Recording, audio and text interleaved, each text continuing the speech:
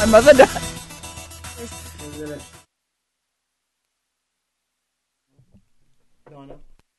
And welcome to For the Record. I'm Donna Bush in for Mr. Orrit Connor this morning. I'd like to welcome in our studio with us. First guest this morning is Speaker of our House, the Honorable McKeeva Bush. He's here to talk to his folks from the District of West Bay this morning and make an announcement that I'm sure that they look forward to hearing each year. Mr. Bush, thank you so much for being here with us on For the Record. Thank you, Donna. Thank you very much, and thank Radio Cayman for allowing me to come on just for a few minutes to make this announcement. I'm always pleased whenever I can get on Radio Cayman. This is our radio station, and I'm always very pleased. And this morning, although there are somebody else coming in, I want to thank Radio Cayman for allowing me to participate here for a few minutes. Well, it's a pleasure to have you, sir. I'm here just to remind West Bay parents of our back to school supplies drive that we have annually. And I want to say that I've been doing this since 1978, all by myself until the year 2000 when Captain Eugene and CG and Mr. Anglin? Mr. Anglin got elected. In between, for the years when myself and John, we didn't do it together, but I was still doing it. Okay. Me and John did a whole lot of things to help West Bay. Yeah. I got to tell the public that, but I kept doing this. This drive is similar to our annual senior citizens party that I used to have. I started out with 21 people. Now it's in my porch, my carport, in my yard. I think it's probably 2 or 3 that is left out of that 21 people. Wow. And one of them don't support me. Oh dear. But that's not what it's about. It's sir. About the seniors, and they come whether they support whoever they support. But just to say that we do that every day. I don't make no announcement of these things because I don't go to the papers with it. I have to make announcements of venues and so on. Right. But my belief as a representative has always been that the people that I'm doing for, that's enough to know. They know that I'm doing it. If they care to appreciate me for it, I know that they need. Yes. And I try to fill that need as a representative. And it sounds like people really appreciate it and look forward to it people so do much all so. 2 things. As I said, from 21 now to well over 600 and something people that we serve, including people from Bordentown and has been coming in Georgetown annually to West Bay. A few people comes for Christmas. Right. This back to school is basically for West Bay school parents to assist the parents who have children. Some parent has more than one child, yes. And some parents have got a child is struggling, and particularly they got mortgage and light bill and water bill and all these sorts of things. But they will have some struggle, and then when parents got more than one, and some parents got 3 children, and some 4. So we have been doing a back to school, myself, Captain Eugene, and as I said, from 2000 we've been doing that. And again this year we'll be at the school. John A. Cumber? No, we'll be we'll be at our office at the 4-way stop office in West Bay. The 4-way stop office in West Bay. Captain Eugene, staff and my staff, beginning today, Wednesday, at 6 p.m. to 8 p.m. We'll be there tomorrow as well, but and it probably runs into 3 days because there's quite a lot of people that we assist, and staff takes time and bagging and assembling the things together. What do we give away? We give bags, school bags. And we ask those parents that have bags from last year, please don't try to get a new one. Allow other parents to get children. If the bags are still good, please continue to use them. I had one school bag, and I used that as long as I was going to primary school. When I went to secondary modern school, was different. But all that my cloth bag I had. Yeah. And my mother used to wash that, and I had to carry that to school with my things. Huh? Yes, sir. So if you have a bag, please, from last year, continue to use that if it's usable. So we have bags, and in that bag there is a kit with ruler, eraser, crayons, pen, pencils, a folder, and sharpeners. We have, besides that, then we have the composition books, the black composition books, or the color, whatever color they are. That we have those composition books. We also have loose paper, and we have folders. Some folders. We have some calculators, of course. Some. Not as much as the books, because we'll give books, maybe you only need 2, maybe you need 4. Sometimes you can give some parents need 6 and more books for children in high school, because we do give for primary and we do give for high school. Okay. And so we have those books. But we have some calculators, scientific calculators for high school children that might need them, and that's we don't have a lot of them because they're very, very expensive. Yes. And some geometry sets that again, it's not a lot, but each one of us has some for our various areas. Know that we can't say this is West Bay anymore. We got to say for West Bay West, and where's my constituency, and then West Bay Central. Yes, sir.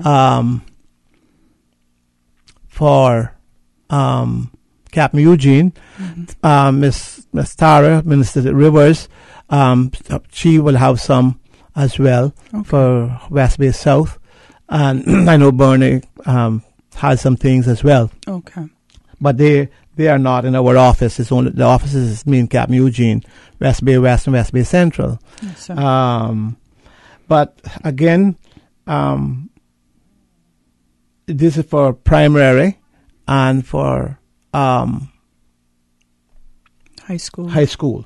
Yes, sir. And the timing, again, the venue is our 4-way stop office in West Bay, beginning today at 6 p.m. until 8 p.m. We will be there tomorrow as well. And again, those are some school bags with a kit of a ruler, an eraser, crayon, pen, pencil, a folder, a sharpener, and then we have the composition books.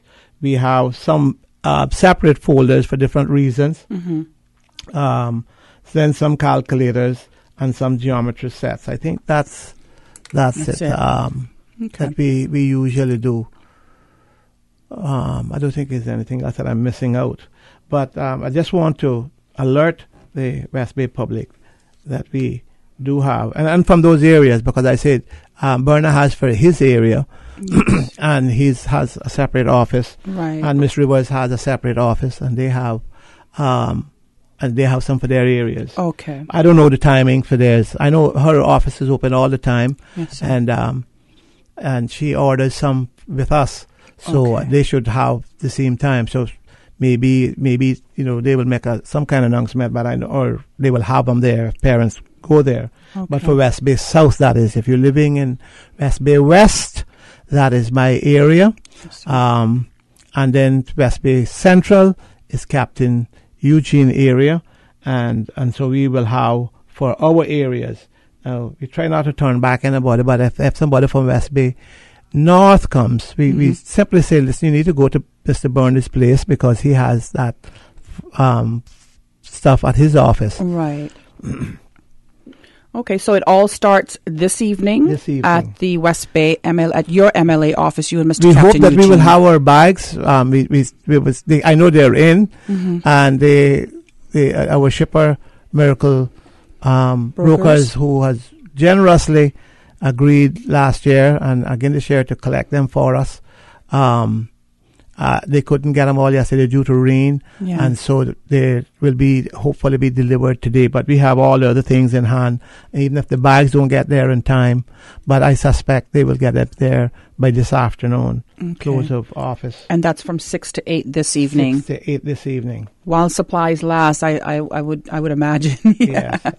There are people people don't want their names called. A lot of people are giving it. There's not a lot of people that give. I should put it that way, because I'm really surprised at the rigmarole that people go through when you have to, I call it, you got big money to assist. But Jean Thompson has been one that has always assisted with our back to school and back to our Christmas. I'm not dealing with Christmas now, but he has. There is Stefan Barad always gave us a donation, or has given a donation this year. There is Dan Scott always give us a donation, and also Ken Thompson always Ken is there whenever we ask us Island Taste and his Ken Thompson's companies, they generously donate to the causes. There are others that they don't. Some people have asked me, Donna, I don't want to take into any more about the time, but some people ask me about my foundation, because I had a foundation from 1997 when I was awarded the to be an officer of the British Empire, OBE, by Her Majesty the Queen. I formed a foundation, a small foundation of the McKeeva Bush Foundation for Children in Need and the Elderly. Well, I never did do a lot of fundraising for it, only my own, and some people gave a little donation. But over the years, I just funded it myself, and that was for old people, basically, whatever they needed. But I would give students, of course, some assistance to help boost them up, and in some cases, I know we who had take certain courses, we gave the full course. Then there was children really in need of mostly everything, but I'm having to close that. I'm closing that because it will cost me, to have to get an accountant to know that the new law has come in for non-for-profits, or not-for-profits, or non-profits, whatever the term is, and that's a new law which the whole country has to abide by. But it'll be too costly for little things like mine, so now I'm closing that. But of course, as always, because of not just a representative, and I've said this myself, because of my nature in believing that if people need help and I can help, I should help. Must always be your brother's keeper as far as I'm concerned. And so some people have asked me about that. I wanted to make that announcement. Yes, I am closing it. I'm not forced by government to close it. No, it's just that the law, where the law is that I can't afford to get an accountant and all that sort of stuff. And then there's people who serve on the board, and they said if you serve on the board, you're responsible, and so all that comes in. And so I'm giving up the foundation, as much as I hate to, because it is something I thought very much of, that I had formed that foundation. I had formed it for the reason that I had been given the OBE, and it was for my community service. That's what I got the OBE for. And now that the law is what it is, as I said, I'm not forced by government at all. Nobody says that to me. But I have to do so because it'll be too costly to run. Again, to remind West Bay parents, our back to school supplies, Captain Eugene and myself, office, the 4-way stop office, West Bay, beginning today at 6 p.m. to 8 p.m. and we'll be there tomorrow as well. There will be bags with a kit of a ruler, eraser, crayon, pens, pencils, a folder, sharpener in that kit. Then we have folders for different things. Then we have a composition. We have composition books. We have loose papers. There is very limited, I don't know, maybe only a dozen calculators and maybe only a dozen geometry sets. But that will be able to help those most, the worst off. And those two things, I'm not sure there's anything else, but I certainly want to encourage them, those that need to come to the office. And I remind them also that Miss Rivers will have for West Bay South, because it's Captain Eugene again, is West Bay Central for West Bay Central parents, and I am in West Bay West, and it's for our parents.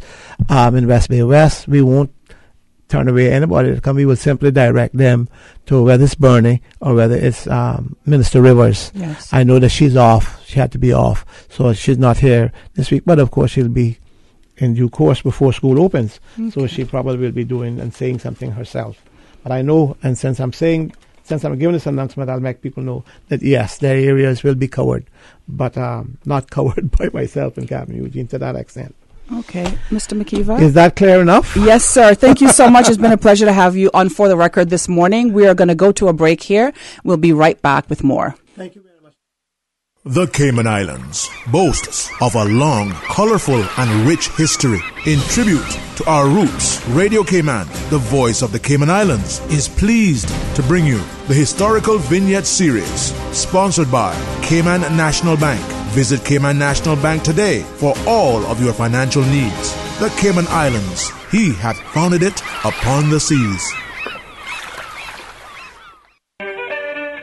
The Bay Islands of the northern shores of Honduras, including Utila, Rotan, and Guanaja or Panaca, along with the islets of Elaine, Barbarat, and Murat, saw a rather rapid and dramatic settlement of Caymanians following emancipation in the Cayman Islands. By 1858, when the full census of the Bay Islands was taken, the population was 1,548, just shy of the population of the Cayman Islands. Of the 1,548 permanent settlers, nearly 40% or 600 were born in the Cayman Islands, with another 300 born in the Bay Islands to Caymanian parents. In total, 60% of the Bay Islands population was in effect of Caymanian birth or roots. Color and class was the prominent social hierarchy, more so than the Cayman Islands, with 319 whites to 1,229 non-whites. Information from this historical vignette was sourced from Founded Upon the Seas, A History of the Cayman Islands and Their People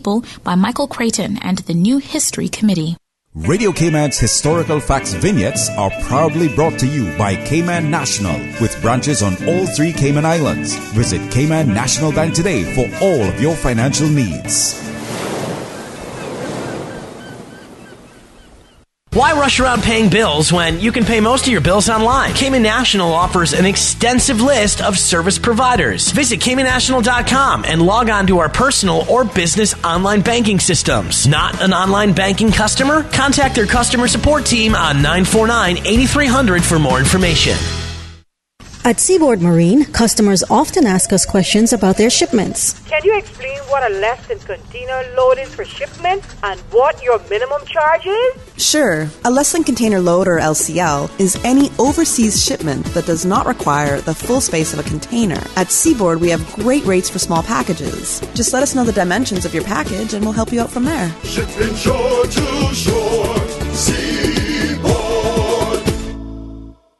Did you hear that Vant Motors has your sale going on now, and you get your choice on the money you'll save on your new car or truck? My sale? My choice? Really? Yeah, and they have lots of cars on sale, some up to $7,000 off. Sounds pretty good. It gets even better. You can choose to take the full discount, or you can get some or all of it as cash back. Extra cash back would be great. Exactly, and you can even use the savings to extend your warranty or service plan so you'll drive worry-free for years longer. Another good idea. If you want to upgrade with something like a new roof rack or backup camera, you can choose that too. Wow, I get to choose? Yeah, that's why it's your sale, your choice. Going on now at Vant Motors on Walkers Road, while stocks last. A pharmacy is where you go for medicine and for the pharmacist's advice on how to take them. Here at CTMH Doctors Hospital Pharmacy, our pharmacists are trusted health professionals whose job is to help people receive the best results out of their medicine. They know exactly what's in your prescriptions and will be happy to answer any of your questions. You can be sure that our pharmacist will see that your medicine is at the right strength, in the right dose, and will check that you yourself know how to take them or use them properly. Come in today for a consultation with our pharmacist at CTMH Doctors Hospital Pharmacy, where we care about your health. Sometimes things just don't go as planned. That's why you need Contractors All-Risk Insurance from Fidelity Insurance Brokers. Ensure you're covered in the event of property damage and third-party injury or damage claims during your construction projects. And with Fidelity Insurance Brokers, you can be sure you are getting competitive pricing and superior customer service. Call us today for a free quote. Fidelity, we're good for you. System 1 loaded. 1-800-534-8255. What is on your mind when it comes to the government, independence, and the opposition? Issues that matter to you. 1-800-534-8255. Waiting to hear from you. For the Record with your host, Orrit Connor. Welcome back to For the Record on this beautiful, beautiful Wednesday morning. I know it may be a little overcast outside, but it is still a wonderful morning here in the Cayman Islands. I'm Donna Bush in for Mr. Orrit Connor this morning. Our first guest this morning was the Honorable McKeeva Bush. He talked about his back-to-school event in West Bay that begins this evening at his office at the four-way stop from 6 p.m. to 8 p.m. Now I am honored to have in the studio with us this morning our MLA for Georgetown Central, Mr. Kenneth Bryan, to talk about the happenings in his area. Mr. Bryan, thank you so much for being here with us on For the Record this morning. Thank you so much, Donna. It's a pleasure to be here. I'm always happy to be here on Radio Cayman to have the opportunity to speak to my people. So it's a pleasure to be here this morning. Good to have you here, sir. If I just remind everybody out there, if you'd like to give us a call so that Mr. Bryan can answer any questions or have any discussion with you this morning, you can call us toll-free at 1-800-534-8255 or 949-8037. You can even WhatsApp, text, or voice note us on 925-3261. Again, Mr. Bryan, an honor to have you here with us. So exactly what's happening in Georgetown Central? What's not happening in Georgetown Central is the question. But before I get started, just want to say good morning to everybody, and I hope everybody is going to have a blessed day today. And I'll say a short prayer to make sure that your day goes wonderful. But before we get started, I see that the Honorable Speaker of the House was on speaking about his back-to-school program, and that's definitely a great initiative. It's good to see that the members are doing that. Yes. But I would hate to leave out my colleague and friend, Mr. Honorable Deputy Speaker of the House, Bernie Bush. I know he's a person that is very committed in West Bay, and though the other three members may be doing their back to school, I don't want anybody in the West Bay North area to think that Mr. Bernie is not on his A game. Yeah, Mr. McKeeva mentioned him several times, so yeah. Well, I know that, but Mr. Bush is Bernie Bush. I speak of is definitely a person who is going to be doing his thing. So for the members of Georgetown, West Bay North. Mr. Bush, Bernie Bush, that is. I'm quite sure you can contact him in respect to the back-to-school elements. He's a committed individual in respect to his constituency, so I always want to make sure that that is highlighted. Today I hope to speak about a myriad of things. I know that we have the normal 8 o'clock break where the news starts, but some of the things I want to speak about is the minimum wage element, also the NICE program, and I want to also talk about a project that I'm doing, actually just starting today, this morning, in my community, rebuilding a roof which was burnt out on the 24th, right after I got back home from vacation. So I'll be speaking a little bit about that and some other relative are things that are timely matters today. But I want to take this opportunity before we get into the politics of things to say congratulations to you and your team for Miss Cayman. I must say I thoroughly enjoyed the show. I think that the winner was well deserving. Yes. She did an amazing job, just as much as all the rest of the girls. I must say, I'm a how do I say this? A beauty pageant follower, so to speak, or supporter. And I was a judge once, and I must say this year's competition was really, really difficult. Yeah. I did not envy for 1 second the judges who had to do the job, but I must say that they've selected a very capable individual in Miss Caitlin Tyson. Young lady, so brilliant. Her mind works wonders. Well-rounded. And we're not even going to talk about the beauty itself. I mean, it's just flawless, right? Yeah. But when we think about pageants, particularly when I speak to my wife, because I have two girls, there's a lot of criticism and concern about what beauty pageants are about. And I think that Miss Caitlin will calm a lot of nerves in that respect, because not only the natural beauty that is there, that sometimes is the focus of pageants like that, but her intellect, her understanding at such a young age will blow people's minds. Yes. So I'm so happy that she was selected. I don't know the other girls that personal, but I know of her. I've seen her in her life, her young life so far, and had the opportunity to watch from afar before even considerations for Miss Cayman. Yes. And I said, what a wonderful young lady, what a wonderful young Caymanian woman. Yes. And I am so proud of her, and I can't wait to see her effect on the brand of Miss Cayman and the rest of the world, because she reminds me of or not last one, but the one before that, Monique. Yes. Monique had a special flavor as well in respect to how she took an effect on the brand of Miss Cayman. And there's some Miss Caymans you just won't forget. Right. Monique is one of them, and I suspect that Caitlin is going to be another one. So I'm not trying to be biased. No, but there's a lot of buzz around her. I mean, I for one, I'm on the committee, as you said, and we're very happy with Caitlin and her being crowned. And we believe, I think I speak for most people, if not all people all the persons on the committee, that we believe that she is going to take us to that next level.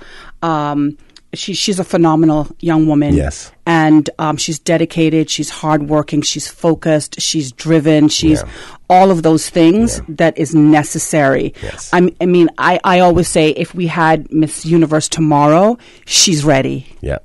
Agreed, 100%. She's ready. Yeah, she's ready. So I'm glad that you enjoyed the show. I did. Obviously, it was a new venue for us. Yes. And logistically, it may have been challenging along the way. But we've had our debrief. Well, all the same. Yeah, we've had our debrief now, and we know what we need to do to improve for next year, whether we have it there at the Westin or we move back to the Lions Center or we have it somewhere else. Well, one of the things that obviously came up as a result of my call in the last time. And I know we don't have much time before we go to break, but since we're so close to the break, I might as well just finish the topic on this and then go into the politics after the break, right?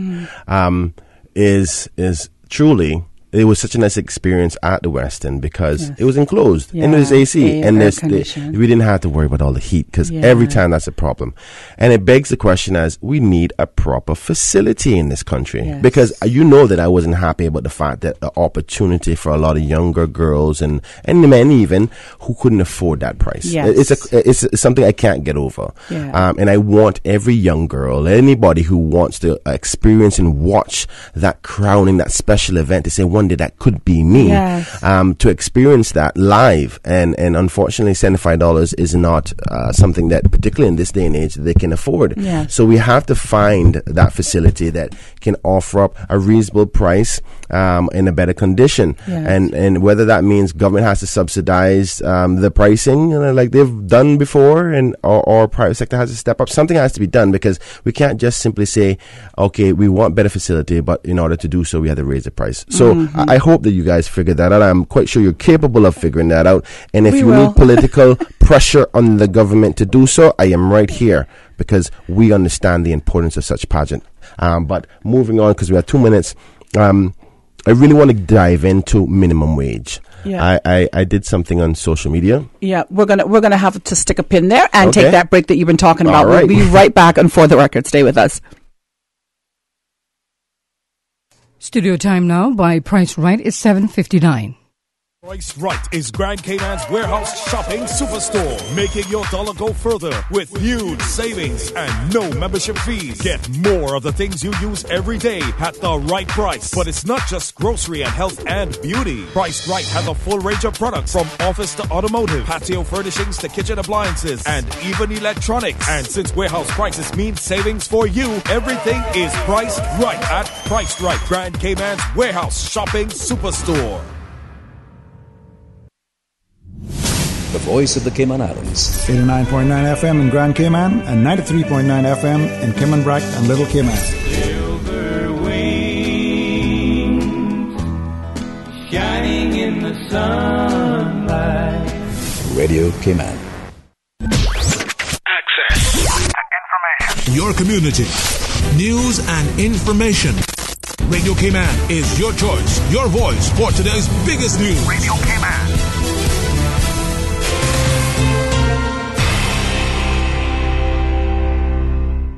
With your latest news, I'm Carsley Fuller. Statutory authorities and government-owned companies recorded a combined net operating surplus of $10.4 million for the first half of the year. Radio Cayman's April Cummings has more. The unaudited quarterly financial report covers the first 6 months of the year and says the SAGCs, an abbreviation for Statutory Authorities and Government-Owned Companies, contributed $13.1 million more than budgeted for the period. The report prepared by the Ministry of Finance and Economic Development expects the positive trend to continue based on the most recent information received from the SAGCs, attributing the favorable variance to semi-annual results being higher than expected at the Cayman Islands Airports Authority, the Monetary Authority, Health Services Authority, the Water Authority, and the Port Authority of the Cayman Islands.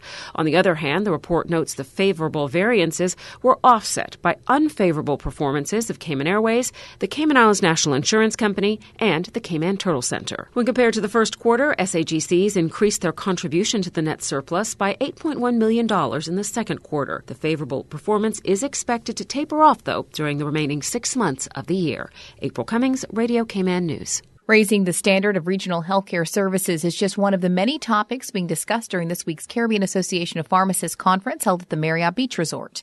The 38th annual conference is expected to see over 120 Caribbean pharmacists gathered to discuss relevant healthcare topics. Themed Shaping the Future of Pharmacy, Revealing Opportunities and Unlocking Potential. The week's event will include a showcase of Caymanian culture, a formal gala night, as well as a public forum where pharmacists will engage with and offer service to the public on relevant pharmacy topics of concern. And in other news, a lot of people that leave the organization once they start. Most officers, young people that start here to work, they stay here to work and have a full career out of it. The Cayman Islands National Weather Service is proud of a couple of interns who've made their way through their doors with the intentions of learning forecasting. Weather Service Director General John Tibbett says 3 young people completed work experience the service this summer in addition to 2 interns. The Weather Service Director General says 1 intern is a university physics student who's in the process of getting hired. She was very intrigued with the work experience / internship with us, and she applied for the job and she's gotten the job. And we're now waiting for her now to come in and take her post. Mr. Tibbett says the Weather Service hires people out of high school and then helps them get the qualifications they need to become meteorologists. Once you get into the organization, then we have a training program to bring you up to the various levels within the Weather Service, all the way from a trainee observer to an observer to what we call a mid-level technician, senior technician, and a meteorologist eventually. He says the Weather Service succession planning will provide young Caymanians an opportunity to replace seasoned staff members down the line. And now with a check of international news, here's the BBC who will take us out of the newscast. I'm Carsley Fuller from Radio Cayman's newsroom. BBC News with Jerry Smith.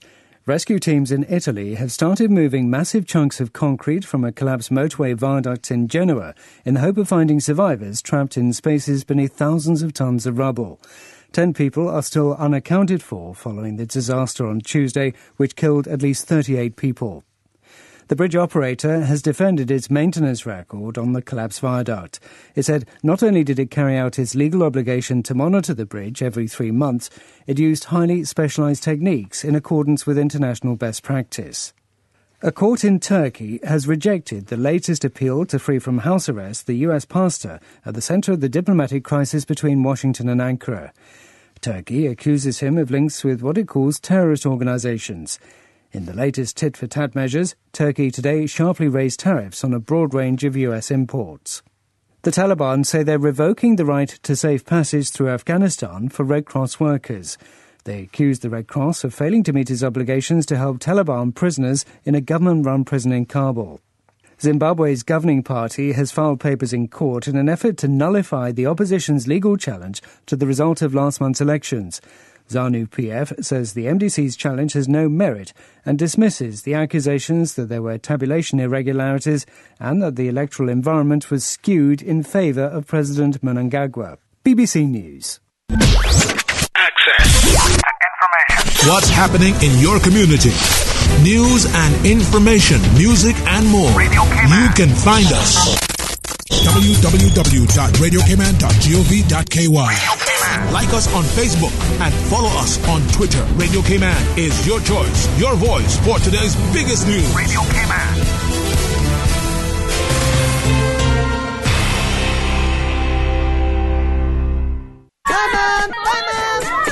Hey, are those new glasses on Will? Yeah, we went to Optical Outlook. Wham, bam, easy exam. Finally, an exam he could pass. And we had the glasses the next day. Easiest part of our back-to-school shopping for sure. Book your child's exam today at Optical Outlook. Call 746-2020. Save 50% off a complete pair of glasses with any student eye exam from now until August 31st. Come see the difference with Optical Outlook. Located in the Caymanian Village. Follow us on Facebook and Instagram. In financial news, shares were mixed today after Turkey announced it was increasing tariffs on imports from some U.S. products, escalating a feud with the United States that has helped trigger a currency crisis.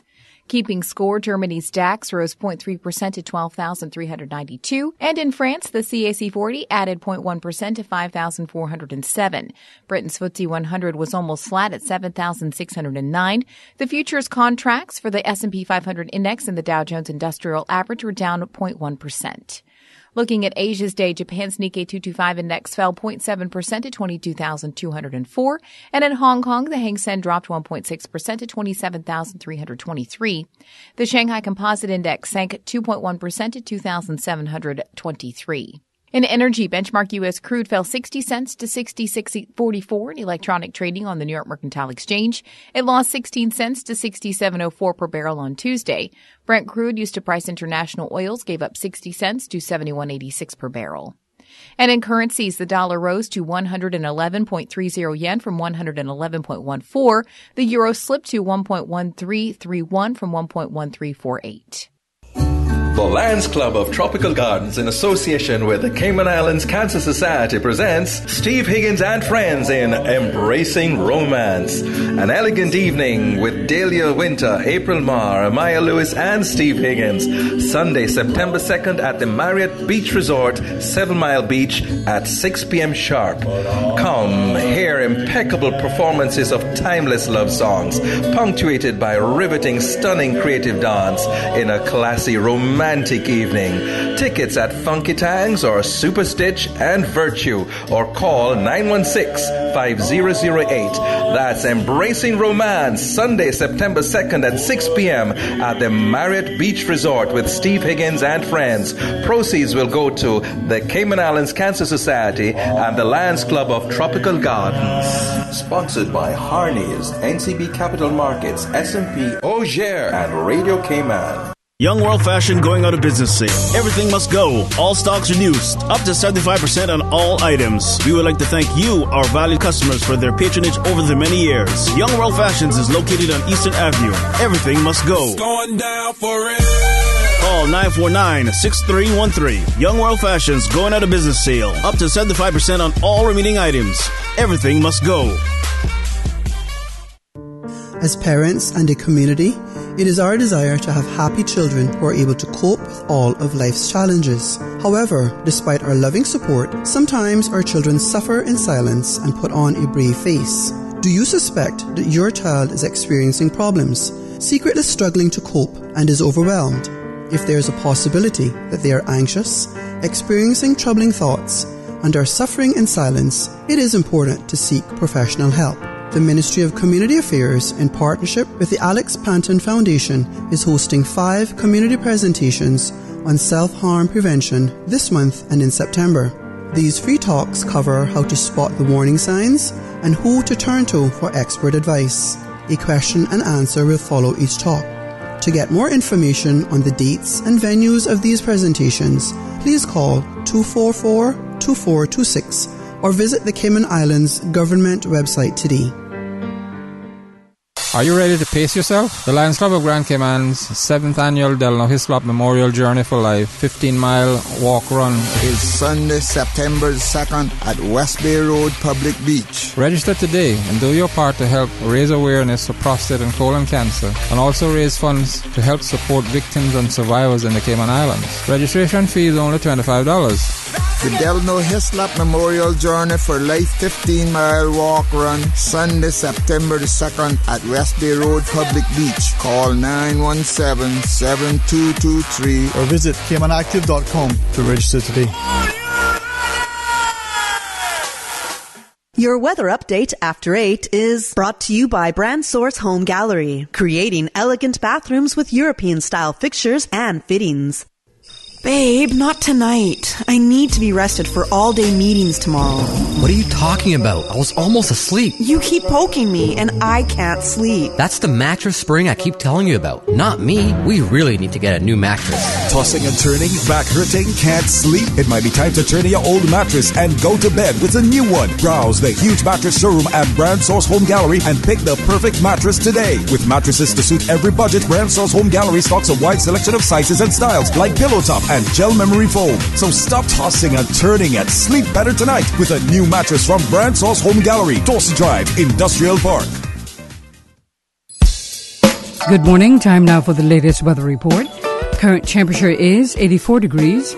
Relative humidity is 88%. Barometric pressure 29.96 inches and rising.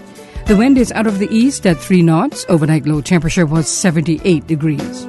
Synopsis indicate isolated thunder showers expected across the Cayman area for the next 24 hours as a tropical wave moves away from the Cayman area. Radar images show scattered showers in and around the Cayman area moving west. Now the forecast for today calling for partly cloudy skies, becoming cloudy at times with a 40% chance of showers and some thunder, and showers will be locally heavy at times. Temperatures will rise to the low 90s. Your winds will be east to southeast, 5 to 10 knots, and seas will be slight with wave heights of 1 to 3 feet. Tonight, partly cloudy skies, becoming cloudy at times with a 40% chance of showers and possible thunder, and temperatures falling to the upper 70s tonight. Winds will be east to southeast 5 to 10 knots, and seas will be slight with wave heights of 1 to 3 feet. High tide will occur this afternoon at 2 minutes past 1. Low tide again this evening at 6 minutes after 7. The sun will set this evening at 6:52 and will rise tomorrow morning at 7 minutes past 6. And the outlook is calling for similar weather conditions through Friday morning. Your weather update after 8 is brought to you by Brand Source Home Gallery, creating elegant bathrooms with European-style fixtures and fittings. Good morning once again, and time to take a look what's happening on our roads. Steady traffic on Cool Road and steady traffic coming off of Bobby Thompson Way, and steady but flowing traffic on Huldah Avenue, Elgin Avenue, moderate flow of traffic as well as on Thomas Russell Avenue. On the West Bay Road, traffic flowing moderately in both directions, especially in front of the Ritz, and in and out of Georgetown on Sheldon Road, light to moderate traffic flow. Traffic light coming from the West Bay four-way stop. And on Shamrock Road, traffic flowing moderately, as well as on the Linford Pearson Highway, and steady but flowing traffic on the Estelle Tibbetts Highway. On North Sound Road, traffic is moderate in both directions. And that's the very latest on your traffic. Join us again at about 10 minutes after 12 as we update you on what's happening on your roads. Look out for the guy in front of you and the car in the back of you, and drive safe, Cayman Islands. Buckle up. Okay, fellas. See what I'm saying? Generic promo. Take 1. Okay, yeah. So last show. Take 2. Last show we had the topics. Take 3. Last show we had the topic. Take a break. See what I'm saying is coming back this Friday. So we're around again for another time of See What I Say. Yes, sir. See What I Say is a special feature of Talk Today with contributions from the National Museum, a language, history, and culture show on Radio Cayman 89.9 and 93.9 FM. Join us, See What I'm Saying, because we can't say it right now. See What I'm Saying is brought to you by our friends at Cayman National Bank. In local sports, the Flowers Sea Swim was recently named one of 10 notable destination swims by Swimming World magazine, an international publication that covers swimming, diving, water polo, and other aquatic sports. In fact, the Flowers Sea Swim was first swim listed, but the magazine's managing editor said the 10 swims were not ranked in any order. Each of the swims were chosen because of their unique offerings. As a result of the Swimming World story, Mr. Flowers said the Sea Swim was invited to the United States Aquatic Sports Convention in Jacksonville, Florida next month. He says he passed along the invitation to the tourism ministry, which will have a booth at the event. In international sports and baseball news, Taylor Ward acted like it was his first day in the majors everywhere but in the batter's box. Ward went in with a pitch and hit an opposite field RBI double in his first major league at-bat and had 2 hits and reached safely 3 times as the Los Angeles Angels beat the San Diego Padres 7-3 on Tuesday night. Justin Upton had 3 hits, including a home run for the second straight night, and drove in 3 runs for the Angels, who've taken 2 in a row from the Padres. And Japan star Kazuki Honda said he planned to retire after this year's World Cup, but changed his mind when offered a contract by the Melbourne Victory in Australian football's A-League. Already retired from international football, 32-year-old Honda said he intended to end his playing career before coach Kevin Muscat lured him to the Victory in a one-year contract worth a reported $2.9 million. Honda also gave an assurance that the Victory would take priority over his new role as general manager of the Cambodia national team. The Cambodia role was announced only a week after his signing by Melbourne, but Honda said there was no conflict with his A-League duties. Initiating system. For information that matters. For the record. With Orrit Connor. Continues right now on Radio Cayman. Thanks for joining us here on the show this Wednesday morning. In studio with me, I have MLA for Georgetown Central, Mr. Kenneth Bryan. We're here to talk about a number of issues, and we're going to begin by discussing the issue of minimum wage. Mr. Bryan, thanks again for being here with us on For the Record. Again, if you'd like to give us a call and you have a question or a comment for Mr. Bryan, you can give us a call toll-free at 1-800-534-8255, directly on 949-8037, or you can WhatsApp, text, or voice note us at 925-3261. All right, so minimum wage. Donna, thanks again. Let's get straight into it. I recently have been asking questions about the minimum wage. I actually put a question to the floor of the House in the last sitting. Actually, sitting before that, which was sometime in April. And I just recently got the response in the previous sitting, so that would have been in June. And the Honourable Premier responded. I think it's important that I read it out because it's the foundation of what I'm going to be speaking of. And the question was, can the Honourable Minister say when the government intends to revisit the minimum wage, or whether or not the government has any intentions of making changes to the amount and categorizations of the minimum wage? Now, this response is quite similar to what has been released recently. I thought he would have released it when I asked the question some 6 months ago, but they released it now, so I guess just as good, better late than never. But it says, in February 2015, the Minimum Wage Advisory Committee recommended that the review of the minimum wage by technical experts be conducted on an annual basis. However, this review may not result in an increase in the minimum wage, but rather to ensure that the minimum wage is serving its purpose. I dare say it's not at this particular point with $6 an hour and the cost of living being so high. It continues to say, to assist the Ministry and Human Resources Immigration Ministry with the technical review, the Economic and Statistics Office is currently engaged in an occupational wage survey. The preliminary reports of the occupational wage survey is due to be submitted to Cabinet by the end of August 2018. So that's the end of this month. Mm-hmm. Following the completion of the occupational wage survey, the ministry will ascertain, with the assistance of the Economics and Statistics Office, will be able to conduct an analysis of the industry data and the aggregate from only to assist with the full review of the minimum wage. However, as also recommended by the MWAC, a comprehensive review should occur every 4 years. Now, this is where my problem comes in, as it will require a review of the minimum wage fixing procedure and the minimum wage fixing criteria in order to identify reforms to improve the process and ensure the minimum wage will still be effective. Therefore, the ministry anticipates conducting a full review approximately in June 2019. Donna, basically, for one, some of my concerns is that when the minimum wage was set in the committee that selected the minimum wage and the technocrats that assisted with it, if my memory serves me well, which I am trying to find a report, it's locked up somewhere in all my files, but my understanding was a review was going to be done every 2 years. Okay. And this is now saying 4 years. Now, is the ministry now saying to the people of this country that they have to wait another 2 more years because the 2-year mark just passed recently of this year? Are they saying that they will do a review in 2 years from now or a year and a little bit from now? Only God knows what the cost of living is going to be in this country by then. Mm-hmm. We're at an all-time high now, and I don't think the people of this country can wait that much longer. And if you start to review a year and a half from now, we know how long the last one took. It was several months before they came up with a figure. Now, by all means, I'm not going to say that that it don't need to be extensive analysis of the market, the employment market, and the cost to survive in this country in order to come to a minimum wage. I expect that to be done properly. But I don't think that the people of this country can wait another year and a half before we decide whether we're going to increase the minimum wage or not.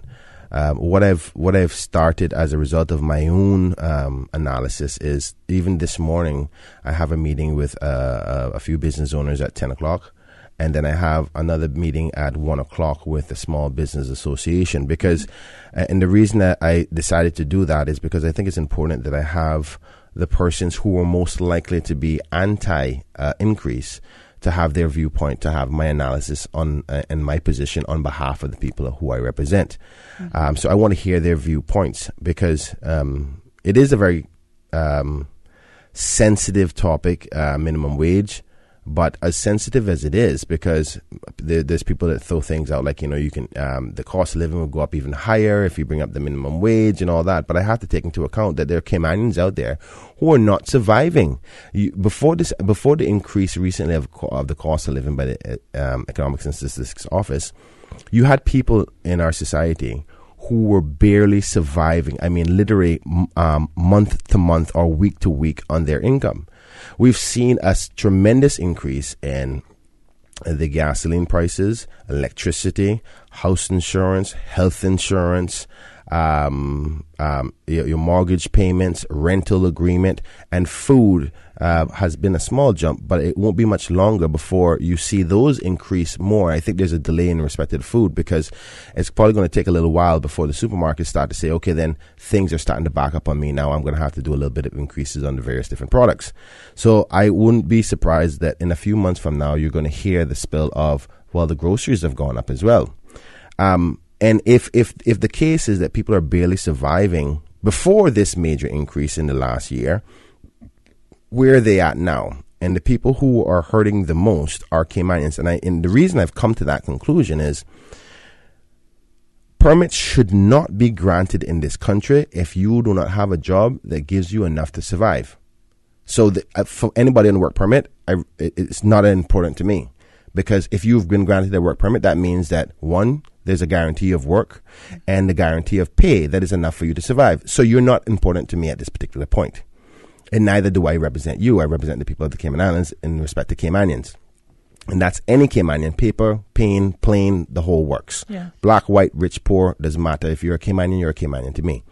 Now, for the Caymanians, unfortunately, already with so much underpaying or lack of job opportunities for those Caymanians. I wouldn't say lack of job opportunities, because there's jobs out there. Whether they're getting them or not is another thing. And this increase, the government either has to do one or two things. One, figure out ways to reduce the cost of living. They haven't done that. I haven't heard any initiatives where there's rebates or ways for business owners to give discounts to persons. One of the things that I wanted to do if I was in the government, on the government side or in cabinet, was to do, particularly for senior citizens, discounts on things that are essential for them to live. Discounts on their electricity bill. If you are over the age of 65 and you can verify you have a CUC bill in your name, you can go there and you get a rebate of 25%. Or if you go to Foster's, you have a rebate at Foster's or at Kirk's or what have you. We have to find initiatives to make it easier for persons who are vulnerable. And seniors are definitely vulnerable in this country, because businesses are quick to let somebody go when they get to a certain age in this country, when Caymanians are made of good breed and good stock and can work all the way up to 100 years old and still have the mental capacity to be a good employee and give a good asset to any company. But obviously we know many of the reasons why they're let go at that age is because the cost of insurance. It's not that necessarily that the businesses don't want them, but the cost, as you get older, the cost becomes higher and higher and higher for a business owner to hire to keep somebody employed. Mm-hmm. that's another area I haven't heard anything for them to address. And it's probably one of the most important areas for seniors is the cost of insurance. And here's what we're doing. Rather than trying to attack the cost itself, government is saying, okay, I don't want to address the issue. I don't want to attack the businesses who are profiting from these increases unfairly, in my view. We're gonna take the taxpayers' money and help out and pay for it ourselves. That's a band-aid approach rather than fixing the issue. So they come back to the Legislative Assembly. They get close to another $20 million for housing, needs assessment unit, and all the other social elements. So rather than saying, no, business, you can't charge that amount of money on health insurance. You can't charge that amount of money on CUC. You can't charge that amount of money on food and the likes and all these various different things and regulate it properly. They say, you know what? Okay, it's gone up. The business community is making a lot of money. And I'm not at the business community here, but there has to be some level of balance. And there doesn't seem to be any. One side is going all the way up, and government says, in order to fix the problem, here's what we're going to do. We're going to compensate for it. Take the taxpayers' money, which you have to end up getting more taxes to do, to subsidize it. That's not how the balance is supposed to be. So hence the reason I'm concerned about the direction of this administration. It doesn't seem to be true problem solving rather than saying, okay, I'm just going to correct it on its own. The cost of living for the average Caymanian, you don't hear a lot of pay increases. Now, that's another way that we can solve the problem if there are more people who are getting paid more. Mm-hmm. So as the profits and all the gains and the economy is doing well, you don't hear about many Caymanians whose salaries are going up to compensate for that increase in costs. So if you were making $3,000 a month and you had and your expenses have gone up, have your wages gone up as well to compensate for those increases? We don't hear about the wage increase. So what is the government doing to monitor that process? Mm-hmm. And if the businesses aren't doing pay increases or uplifting Caymanians to survive through this, then the government has to step in. It just has to. It's just, if you are not taking care of the most vulnerable, then you are not doing your job. Now, I just outside on the break talking to somebody, and they were saying, the economy is doing well. I'm happy with the fiscal responsibility of the government. Yes, that's great. The outside forces are working well. Our financial services are doing good. The tourism is doing good. I mean, some mishaps in other jurisdictions is causing our numbers to go up. With the hurricane just a year and a half ago, almost 2 years ago now, in the outside region, a lot of that tourism has increased our tourism product. That's where you hear about the figures going up. Mm-hmm. So we're lucky in many senses, and our economy is good anyway. Right? We have a strong infrastructure, and the government manages that well. But I dare say the reason why it's managed so well is because of the restrictions of the FFR and the laws that have been put in place just 2 terms ago, just to make sure that we don't go off track. So, but they're managing that process well in respect to gains. Here's where the problem is, and I think that we should be even more concerned now when things are good than we were before. Because you no longer have the excuse that you don't have the money to assist and fix the problems. Before, you didn't have the money. Now you have the money, but what you're doing with it. So how are you balancing things out that Caymanians are succeeding? And I don't think that we're doing that very well. We have the highest unemployment is amongst young people. Donna, we should be disgusted by that statistic. That means Caymanians are coming out of school and their highest unemployment. They have no chance. I'm so fed up of hearing about young Caymanians not getting a chance, but yet still our work permit numbers continue to increase. I believe, and I know, and we're all in this room, and many people who are listening to this program came from a time when businesses were willing to take chances on young people and say, listen, I'm not going to get a whole 100% out of you for the first year, but it is my duty to make sure that I take the chance on you, show you the way. That's a part of your business success. Mm-hmm. There's a cost to being a part of this society. There's a cost for you to be so successful in Cayman, and that is giving back and giving young Caymanians a chance. And you cannot expect a 20-year-old or 22-year-old to be so perfect within that first years of their life. Right. But there's an obligation that you have back to the community to give them chances, because if they're not given chances, what are the end results? Let's examine those. You come out of school, you try to find a job. Your parents are already having difficulty with their own costs, and they're putting pressure on you. I need you to go out and get a job. I need you to come in, assist the household. You're a man now, or you're a woman now. You need to step up. They go out, they try, they get nowhere. Mm-hmm. Their motivation starts to sink. Then, in that age, that's the vulnerable age where you do stupid things anyway, right? So you're out partying, you're out having a drink, or you're around people who are doing things that are not right to succeed. You have no money in your pocket. You can't even go out and say, well, boy, I got a new shirt or whatever. The typical things young adolescents want to prove themselves to be successful. And then negative opportunities arrive. Somebody says something stupid like, let's rob a gas station, or let me get in drug with selling drugs, or thievery, or something of a negative nature, and then we go, oh my God, we have a big concern. There's a lot of criminality amongst young people. But does the criminality amongst young people reflect on the fact that we have the highest number of unemployments among young people? Isn't there some coincidence to those statistics? We're missing the ball on these things. Now, I don't think it's only the business community. I think we have to go to a break. Yes. Yes. All right. I have to go to a break because I want to make this point when we get back. So we'll take it there. All right. We'll stick a pin here, and we'll be back with more For the Record in just a couple of minutes. Did you hear that Vant Motors has your sale going on now? And you get your choice on the money you'll save on your new car or truck? My sale? My choice? Really? Yeah! And they have lots of cars on sale. Some up to $7,000 off. Sounds pretty good. It gets even better. You can choose to take the full discount, or you can get some or all of it as cash back. Extra cash back would be great. Exactly! And you can even use the savings to extend your warranty or service plan so you'll drive worry-free for years longer. Another good idea.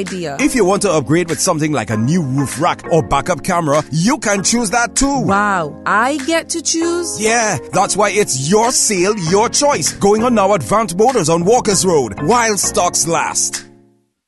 At Seaboard Marine, customers often ask us questions about their shipments. Hi, I'm thinking of buying a car from the States. Which port do you ship out of? Hi, we ship out of Miami, Houston, and Brooklyn. Just let us know your port of choice and we can provide you with a quotation and answer any questions you may have on insuring and protecting your vehicle during its journey. Shipping shore to shore, Seaboard.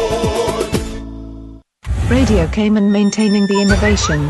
On a daily basis, making it easy to connect with you, our listeners. Add us to WhatsApp today, 925-3261. That's 925-3261. Radio Cayman. Send a text or voice note. Can I send a request, please? You don't really have to ask us. Just send a request. This is a shout out to my ex. Radio Cayman, the voice of the Cayman Islands. Radio Cayman, maintaining the innovation. System 1 loaded. 1-800-534-8255. What is on your mind when it comes to the government, independence, and the opposition? Issues that matter to you. 1-800-534-8255. Waiting to hear from you. For the Record with your host, Auret Connor. Welcome back to For the Record on this Wednesday morning. I'm Donna Bush in for Mr. Auret Connor this week. In studio with me, I have MLA for Georgetown Central, Mr. Kenneth Bryan. We're discussing minimum wage, the issue of minimum wage. There were some points that Mr. Bryan made, two of them being that unemployment amongst our young people is at an all-time high when in comparison to seniors and our middle-age target audience, as well as the numbers of persons in the workforce on minimum wage is also a high number. I'd like to refer our listeners to eso.ky. That's eso.ky. If you'd like to look at the statistics and see those facts for yourself, you can, I'd encourage you to do that. So before we went to the break, Mr. Bryan, you were going to make a point. Yes. I don't want to leave this conversation as to say this is all the business community's fault or the employer's fault. I think that there is going to be the level of greed. The world is driven by want financially and success. So that's a natural thing. But I don't think that's always the case. I think sometimes the market, the business market is not conducive for them to want to be incentivized to help people, Caymanians, and suck up the burden of their moral responsibility. And how I say that is like this. The government is not offering enough incentives to the business community to want to see a Caymanian or deal with the difficulties that may come along with it. And sometimes it's lack of training, because anybody who you bring in by work permit is expected to be trained already. So if a Caymanian is not trained, where's the incentive for them, for Caymanians to be trained? Where's the incentive when a Caymanian says, well, I can't work for $6 an hour. It's just not feasible. So they can get outside labor cheaper and more qualified in most cases. For example, you can actually bring a Filipino in who has a business degree, and they will be willing to work for your company for $6 an hour. How in the world can a young Caymanian compete with that? The Caymanian is not going to sit down in 4 beds in one room, suck it up and eat rice and tuna every day for the next 4 or 5 years, and don't already have a degree. But yet you have an outside labor market who is willing to do that. How can you compete with that? And I don't think they're getting the fact that it's unfair competition for a Cayman to succeed in it. So my question to you, Mr. Bryan, would be, we know that this is a topic that's discussed behind closed doors most often amongst many people in our community. What is the solution? How do we solve that problem? Well, you can't allow unfair competition to come in.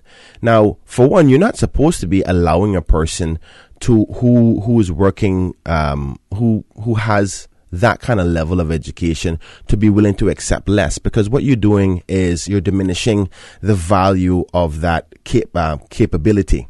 So, for example, you have a person who has 10 years training, has an associate's degree, but you're allowing them to be paid $6 an hour. Let me play devil's advocate for a moment. Let's set up a scenario. There's somebody who's from another country, whether it's India, Philippines, wherever, and they are highly qualified. They have a master's degree, a bachelor's degree. They fill out an application to get a job here. Let's say at Burger King, just throwing it out there, or fast food outlet on the island. What is to stop them from not divulging that information to say that they are that overqualified really for a position at that? What can stop? What would stop them? I think then you would almost put in place the opportunity for people to not be honest. Do you see what you're saying? And as you make changes, people will find loopholes and loopholes and loopholes. Yes. But your job as a government is to continue to close those loopholes so the balance is right. Yes. So there's never going to be a perfect system. But what I see is a lack of want to change any of the system. You want to leave the status quo. Yeah. One would agree to, I think most people would say today the status quo is the same as it was the last term, as it was the term before that. The status quo hasn't changed, Donna. And until we are willing to change that, it is really difficult. But I want to say this, because in my endeavors to try to understand the very important element of minimum wage, I'm having a lot of difficulties too, fighting on behalf of the increase. Because the first thing I want to do is come from an informed position with good research back and forth. A young lady made a very good point to me on Facebook. She said, Kenneth, I understand that $6 an hour is not a lot to survive on. I make more than that, and I don't know, I can barely survive myself. Mm-hmm. But here's something I want you to consider. I am a single mother. I have a domestic helper who helps with those other things. If that minimum wage goes up, I can't afford to have a domestic helper, but I need the domestic helper. Now, that's one case, or not one case, but that's one segment of people who go, I'm not getting paid minimum wage, but I don't want the minimum wage to go up. So she's getting paid good, but she has a legitimate concern. And I'm assuming that there's going to be other business people who go, my success is based on having cheaper labor, because labor is a major cost to any one business. It is. So I say all of that to know that there's a lot of pushback that's going to come. And I want to be able to have considered all of those pushbacks before I step out and say this is my position and that it should be this amount and that we have to increase it. But as that discussion starts to happen, the other thing that needs to be examined is, if businesses are not having are finding it difficult to succeed because of high cost of expense, which is labor, then maybe we shouldn't be giving out so many business licensings, which is another thing to consider. We sometimes, who decides how many gas stations we need? How many, what stage do we get to before it goes, all of these gas stations, all of them not going to be profitable? That we need to put a moratorium on. Yeah. So, and I think that we're not thinking these things through. I would love to know the process upon which they go through deciding that you need another car wash. How many more mobile car washes can we possibly get before people are willing to say, in order for me to compete, I have to cut costs by all kind of different corners? So they start to break the immigration law. Then they start to not pay their pension or their health insurance, because the market is not conducive for success. And some of the reasons why the success is not there is that you just have too many competitors. Mm-hmm. Now, if you, and using the car washes as just an example, but you can take that example to anything, whether it's a beauty salon, whether it's a supermarket, or whether it's a clothing store, or any other kind of store you have. If they're not being able to succeed and they have to, and they can't afford anything else other than minimum wage, then you have too many of them. Or that person is just being too greedy. So you have to look into that balance. I think that we are too quick to give out business licenses just to get the revenue from it and not realizing the effect overall on the employment element of it. You're better off not having so many businesses so that those that are in the environment that are succeeding, they say, you know what, I'm doing well enough that I can afford to pay somebody $10 an hour. That's the key that I think that we're missing. We have a caller on the air. Thank you for calling. For the record, do you have a question or a comment for Mr. Bryan this morning? Yeah, good morning. How's everybody doing today? Good. How are you, sir? Good, thanks. Just Mr. Bryan, I see you've been talking for a while here, touching on unfair competition, how you can reduce the cost of living, how elderly can get benefits from companies like CUC and Foster. And, by the way, CUC is a publicly traded company with shareholders, so they would probably need to get shareholder approval for that. Elderly not being able to be hired because of cost of insurance. You're beginning on minimum wage at $6, pay increases.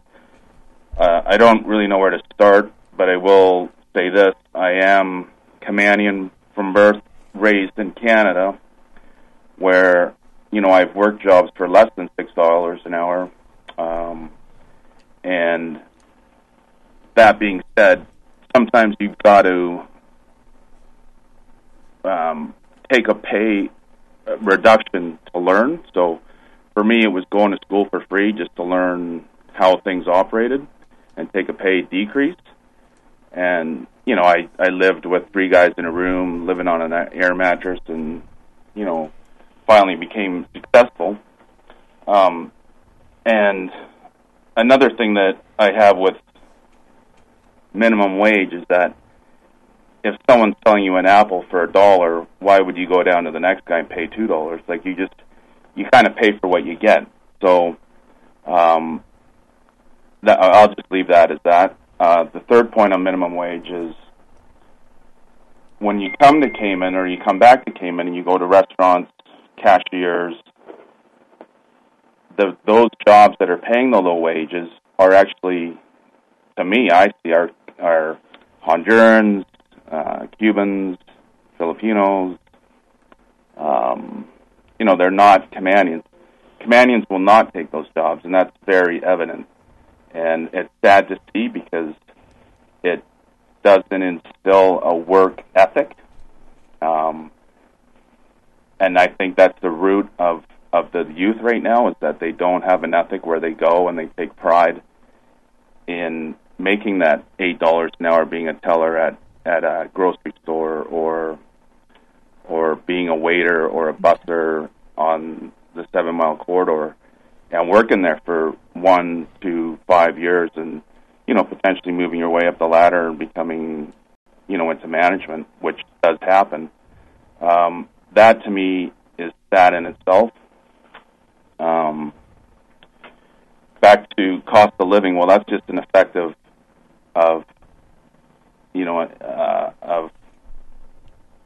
how the economy grows in Cayman. So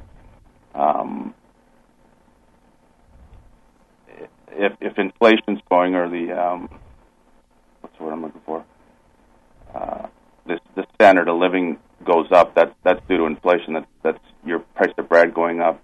And I do agree that things must go up in tandem, but I mean, that's hard to control. You've got to, I find this island you're able to find cheap if you want to live. If you've got the money, you can live on the 7 Mile corridor. If you don't, then you move, not saying that there's not nice homes, but you can move farther out east. It's a bit of a drive, but you get, you can get into a place cheaper, and you just got to have a longer drive into work. But I think the basis of this whole economy and the workforce starts at home, and it's about having pride in going to work and taking pride in what you do. Caller, thank you very much for joining us this morning. We're going to take a break here, and for the record, when we come back, we will address the caller's points with Mr. Bryan. Thank you. Oh, my acid reflux is killing me. Why don't you get something from the grocery store? I need something better than any generic quick fix. You should go to West Bay Pharmacy and have a brief consultation with the pharmacist. I went in last week, and within minutes I was back in the car and on the road. And you know what? No more acid reflux. How long did it take you? Minutes. Here, give them a call at 945-0777. West Bay Pharmacy is just around the corner with everything you need in the hours you need it. Visit us today for fast, efficient, and professional service. We are here as a team to assist you while taking care of your health. Call us today or visit our website at CaymanPharmacy.com. Not all insurance is created equal, but who has the time to shop around? Take the guesswork out of your insurance coverage with Fidelity Insurance Brokers. Let us match you with the best coverage to suit your needs at a price to suit your wallet. Plus, get superior customer service from dedicated claims professionals to ensure speedy claims processing. Get your insurance through Fidelity Insurance Brokers. Call us today at 949-7822 for a free quote. Fidelity, we're good for you. Did you hear that Vant Motors has your sale going on now? And you get your choice on the money you'll save on your new car or truck? My sale? My choice? Really? Yeah! And they have lots of cars on sale. Some up to $7,000 off. Sounds pretty good. It gets even better. You can choose to take the full discount, or you can get some or all of it as cash back. Extra cash back would be great. Exactly! And you can even use the savings to extend your warranty or service plan so you'll drive worry-free for years longer. Another good idea. If you want to upgrade with something like a new roof rack or backup camera, you can choose that too. Wow, I get to choose? Yeah, that's why it's your sale, your choice. Going on now at Vant Motors on Walkers Road, while stocks last. Initiating system. For information that matter, for the record, with Orit Connor, continues right now on Radio Cayman. And welcome back to For the Record. Thank you for joining us here this morning. I have in studio with me Georgetown Central MLA, Mr. Kenneth Bryan. We were talking about the issues of minimum wage and the cost of living. Before we went to the break, we had a caller on the air who made some points that I'm sure he'd like Mr. Bryan to address. And then we have another caller on the air after we do that. Mr. Bryan? I'll try to be quick. The caller made some very strong points, and then by all means, I'm not going to argue with him, because the point here is to have open dialogue about those things. But he will be able to argue his points, and I'll throw some points to counteract, and you try to you get down to a refined product. This is good. This is important. Mm-hmm. I don't think that the conversation is happening within government, because, for example, I just came to a conclusion based on what he said to get back to some feelings. The last thing he said is, some people can move out east to lower the cost because it's a little bit cheaper down there. You have to figure out strategy. It might take you longer to get to work. Where's the proper transport system? There's nothing dependable. You go to work late, they'll fire you. So fix the transport system. He talked about, he worked for less than $6 an hour when he was in Canada. What was the cost of going to the grocery store when he was in Canada? You can go to Canada with $50 and have enough groceries for a whole week. Try that in Cayman. So, not a fair example. Caymanians not willing to take $6 an hour. That's what he said. I disagree with him fundamentally. Caymanians at this particular stage are trying to take anything they can get.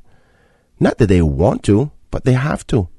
Now, I understand that there has to be sacrifices for persons for for you to elevate your life. You're not going to come out right away with $15 an hour and a successful car and a nice house and all that. It's not going to happen. You have to work your behind up.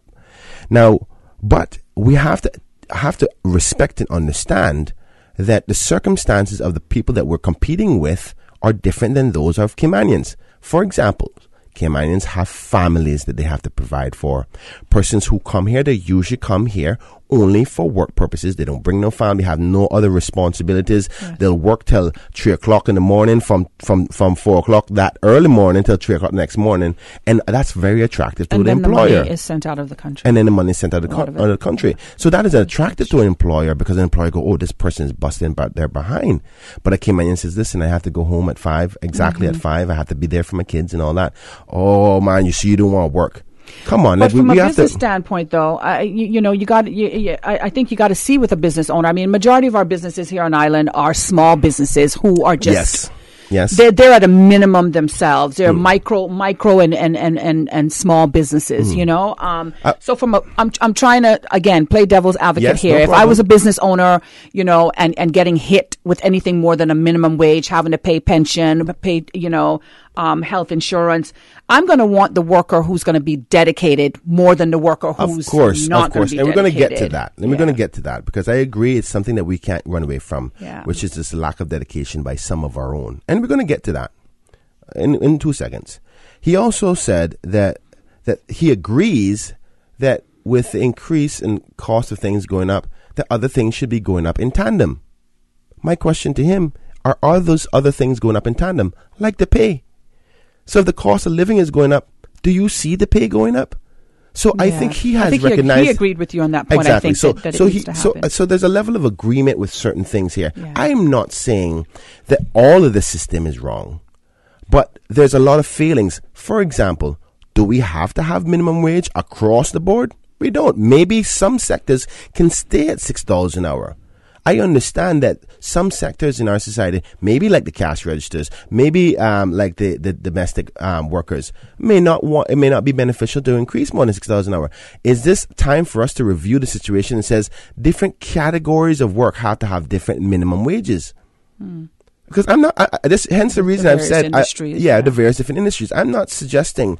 And people keep on asking me, well, Kenneth, what is the minimum wage you think it should be? I said, I am not a professional in that field, and I can't say that. But what I'm saying is we have to recognize that Caymanians across the board are not succeeding with $6 an hour. So we need to revisit that and do it quickly. Because as we sit around and ponder and wait and say, oh, we're going to do a review now, 2 years from now, and we'll get around to it, people are suffering. People are getting sick by way of stress. People are losing their homes. People not only are they going through those difficulties, you know when they can't survive, where they go to? To me and you, and our taxpayers' money, by a department called the Needs Assessment Unit. So you can pretend all you want that the $6 an hour is not a problem, but when the government is obligated by the Constitution to help these people through these hard times, then you wonder why the government is spending so much money on Needs Assessment Unit. So if we in the community and the workforce element and that balance is not correct, when the government spends loads of money on the Needs Assessment Unit, don't complain about it. Let's take the call. Yeah. We have another caller on the air. Do you have a question or comment for Mr. Bryan this morning? It wasn't specifically for Mr. Bryan. It was about the general subject, really. Okay, sir, please go ahead. I initially wanted to make a specific point, but I'd like to very quickly respond to the caller that called before. Yes, the caller did have a lot of points, but really a lot of these points I've heard before. They really serve as a framework for really to keep the status quo, as Mr. Bryan has said repeatedly this morning. The message really behind it is get comfortable with your suffering, right? Don't really expect anything to change. Just find a way to cope with it. You know, don't expect to live on 7 Mile Beach. Don't expect to get good pay for your labor, and so on and so forth. Get comfortable with your suffering. And I don't think that's an acceptable message to be given people, not in a country that is literally overflowing with money. Exactly. I mean, maybe in some parts of the world where circumstances are not so favorable, it's a strategy that you need to use, but not in Cayman, not where the streets are literally paved with gold. Agreed. That isn't acceptable. But to address the larger point, the problem is we keep trying to cut the snake off at the tail. The problems aren't really at the levels that we're addressing it at the moment. The problems are always at the top. The reason why people aren't making more money is because all of the profits are being siphoned off at the top level. If we talk about first world economies in the Western world here, let's include Cayman in that, and with our neighbors to the north, the United States and Canada and parts of Europe and so forth. Wages haven't meaningfully moved up since the 1970s. Right, wages have been largely stagnant for 40 years now, but the economies of the world, including Cayman, has multiplied hundreds of times since then, and wages stay the same. There's lots of money being made. It's just that none of it is being given to the labor force in recompense for the productivity that they're providing. Very it's all good. being siphoned off. Very good answer. So if we attack it by saying, look, you have to give the labor force an equitable chunk of that profit that you're making, until we're willing to do that, businesses will never, ever voluntarily increase wages. They simply will not. Caller, thank you for that. Before the caller goes, please do me a favor. Call me after the show. I don't know if you have me on Facebook or if you already have my number, 926-0005. We have to have lunch together. All right? Okay. Have a good day. Caller, thank you. All right, we're going to play a voice note that's coming on our WhatsApp right at the moment, and then we're going to go to another call on the air. Good morning, everyone. MLA Bryan was on the radio yesterday, or the day before, I believe, saying that the government needs to do more to create work for local Caymanians, something that everyone would agree with. However, he appears to be on the radio today saying that government needs to issue fewer trade and business licenses and cut back the number of businesses and therefore the number of employment opportunities for local Caymanians. How does he explain this? All right. Did you hear the Yeah, I heard it quite clearly. I want to say thank you to the person who sent the voice note. Because there's lack of business licenses out there, that doesn't mean there's going to be lack of business employment opportunities. What I say by that is, if you have 4 businesses competing for a market that really only is conducive for 2 businesses, that means one of those business owners have less profits, and those profits had to be shared up amongst employees, or not shared up amongst employees by way of saying, I'm not going to pay you more money. Now, his concept is there more businesses, that means there's more work. But there's a point where you get to where it becomes so diluted that the work environment is not conducive for survival. So, for example, rather than having 4 of those businesses, if we had 3 of them, let's say we cut it down by 20%, 25%, right? And you had 3 of them, then those employers can pay their workers better because they're making more profits. They now, rather than having 25% of the market of whatever business they're in, they now have 33% of the market, which means more profits. We do not have an underemployment problem, We have an overemployment problem. So what I'm trying to look out for is not work permit holders. I'm looking out for Caymanians. So even if you were to say cut back on some of those persons or some of those businesses to make sure that the ones who are doing well actually succeed, rather than increasing more businesses, make sure that the businesses who are here actually succeed, and then they can give back the way they should be doing morally. That's my formula. He's saying that basically if you don't get more business, you don't get more employment. They have more work in Cayman than there's Caymanians, so don't tell me that. So what you're saying is keep on getting more businesses, what, to do more work permits? That logic doesn't make any sense. Okay. We have 3 callers on the air, but we're going to take a break here, a news break here on For the Record. We'll be right back with more.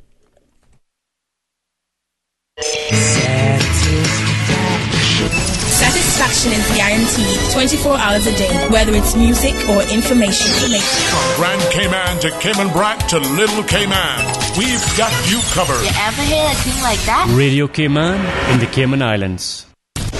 Radio Cayman. Radio Cayman's newsroom. These are the biggest stories right now.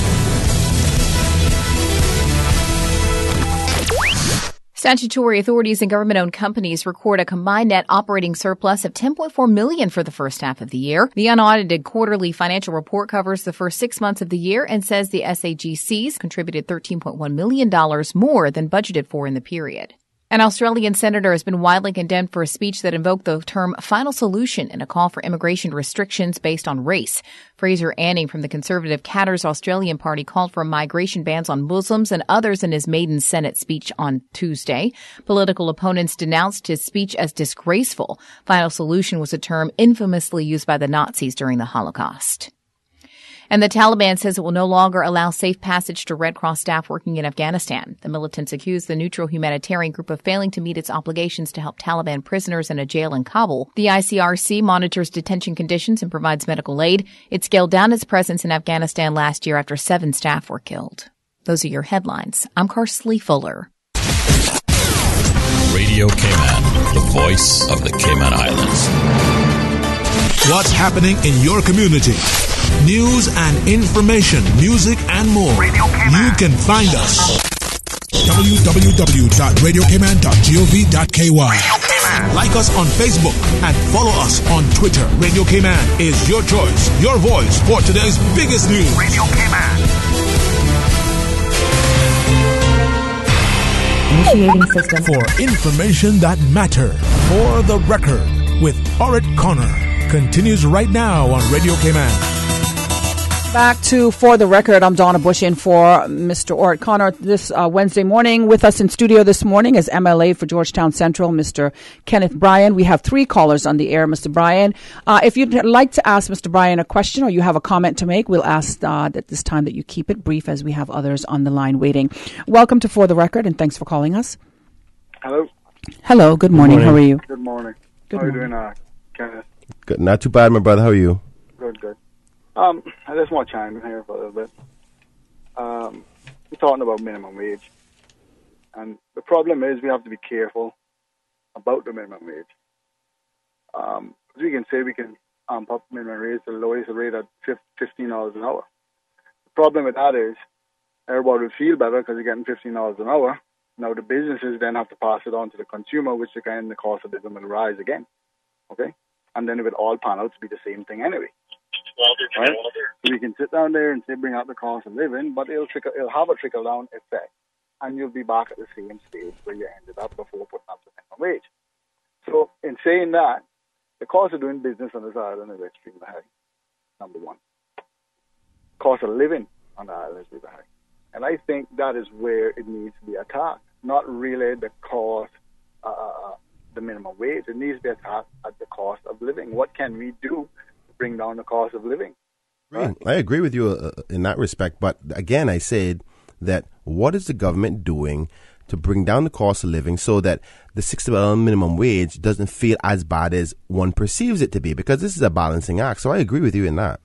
That should be the concept that we're looking at. We can't be looking at putting up the wage and then it's going to have a trickle-down effect and you're going to end back up in the same spot you started from. So the right thing to do is to look to see where we can trim the fat to enable people to survive. True. Right? Okay? So yeah, minimum wage and saying a raise minimum wage is a great soundbite. But our fault that we have here, Kenneth, is lack of education for our children. I drive by, I see it every day. When the children come out of school can't read and write. Okay? So we have lack of education. So we're letting these people out, these young children out into community, right, with lack of education, and expect them to find a high-paying job, right?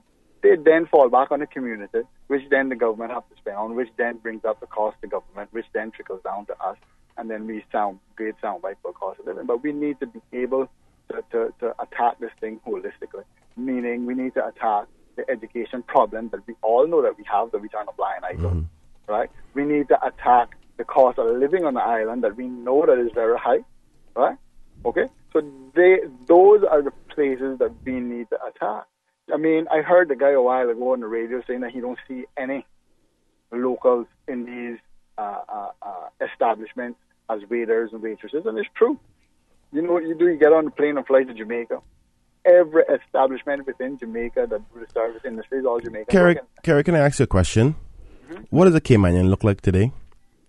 What is a Cayman? Well, it's versatile. They're all exactly my point. So that theory that yourself just agreed to and others have agreed to is rubbish, because you have status holders who are Caymanian who work in these establishments. You can't say that a Cayman looks a particular way anymore. You can see a Filipino or someone who looks like a Honduranian, someone who looks Canadian that are Caymanian. I'm not only talking about our indigenous Caymanians. I'm talking about every Caymanian. So how can we come and say that Caymanians are not in these industries? Well, I can tell you from experience of owning one of those places to tell you it was hard to get a Cayman to work. Okay? And I'm not saying that on standing on the sideline. I'm saying that because I own a business that depended on the service industry. And it was hard for me to get a Cayman to take that job. Okay? And I'm saying that from experience. You talking about indigenous Caymanian or a status Caymanian? Any Caymanian. Okay. And I'm telling you that that's what the situation is. And why is that way, Kenneth? Is because we are not training our kids to take that ban. We're not doing it. End the story, we're not doing it. You look around, we're not doing it. I remember when I was in school, plenty of us went into the service industry. Agreed. And did well at it. Now, you tell me where we're training them now. You had the schemes of the Edinburgh Award scheme that force you into the dive industry, force you into to those other industries, and you a couple of people came out who stuck to those industries, right? You don't have that anymore. So if you're not doing that, how are you going to guide the people and the children within those industries? There's no guidance to send them there. Sir, we thank you so much for your call this morning. We do have 3 other callers on the air, and we'd like them to have thanks a lot, Kerry. Their time as well. But thank you for calling For the Record, and we hope you'll do so again in the future. Caller, welcome to For the Record. Do you have a question or a comment for Mr. Bryan this morning? I have a comment or two. Good morning. Good morning. Morning. So, the comment that Kenneth made a while ago about maybe having different level of minimum wage, I don't know if that will work, but I think it's a good idea because it will also accommodate the situation you mentioned earlier about the single mother who has to work and then has someone look after her children who can't afford to pay someone higher than $6 an hour.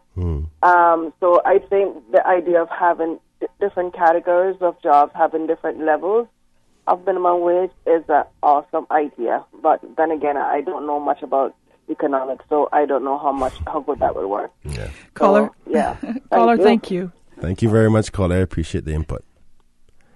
Okay, welcome to For the Record. Do you have a question or comment for Mr. Bryan this morning? Yes, good morning. Good morning. Ask Mr. Bryan, you're working with the government for about 18 years. Of that 18, you might be on pension for 8 years. Mm-hmm. Retired, you're getting $119 a month for pension.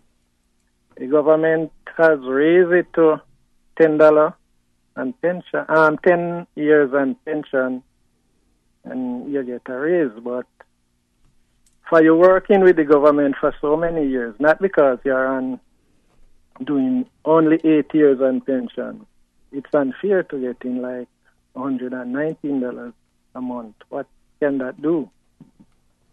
I get your point, caller. I think you know that the government has agreed, and caller, don't go anywhere yet. Just stay on the line. The government has agreed to uplift their pension, but one of the requirements are that you had to be working for the government for 10 years during pensionable time. Sure. So that person, like him, I'm assuming himself, that will work for 8 years or work for 9 years and a half, they're still stuck at $150 while other persons have gone up to $650. I see your plight. And I would be concerned too. I think it's a level of unfairness. Maybe it should be tiered by the number of years. If it's 5, then you get half of that amount, or vice versa. But I know that the government has to cut off somewhere. It's not an endless pot of money. Yeah, because the government can't. Yeah, can't do but, it all. But you can't deny what the man is saying. What we can't deny. He feels pain. Now he goes, okay, Donna, you came in 10 years ago. I came in 8. But now they increase your money and you're making 5 times the amount of pension I'm making. How do you tell a man that still go ahead and survive on $150 a day? I feel his pain, and we have to find better balances. It's something that they can look at. I understand we have another caller on the air, sir. Thank you for that call. Do you have a question or comment this morning on For the Record for Mr. Bryan? Good morning. Good morning. Good morning. Good morning. Good morning, Mr. Bryan. Yes, ma'am. I love your passion for what you're trying to do for my Caymanian people. And that second to the last caller, that's quite part of his conversation, and I've not really been listening to the radio fully.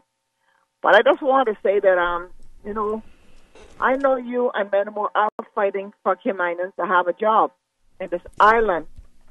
But I just want to say this morning that the Caymanians that don't have a job need to get out here too and fight the battle themselves too. There's a restaurant on the rest of the road. There were 2 Caymanians working there, and they literally walked off the job a couple of weeks ago because they could not do that kind of work for that kind of pay. Restaurant work is very tiresome job and so forth. But for you to get started somewhere, you got to start somewhere. So I'm going to say to you this morning, Bryan, every time that you come ahead to try to get a job for a Caymanian, I ask you to pray to God to give you the strength to carry on to do it, because people are sitting down home want you to do the job for them. They need to come out too and walk the walk instead of sitting down complaining. I want to see my Caymanians working, but they have to help themselves too, and when they go on the job, they got to crawl before they can walk and respect who are around them and change their attitude. That is our problem here with my people. I thank you so much, Bryan, and keep the fight up. Thank you, sir. I hope you win somewhere down the line, because it's a tough world out here in the Cayman Islands. Thank you, caller. Mr. Bryan, before you address the calls, we do have a voice or a WhatsApp message, if I can read it out. It says, "Good morning. Please ask Mr. Bryan."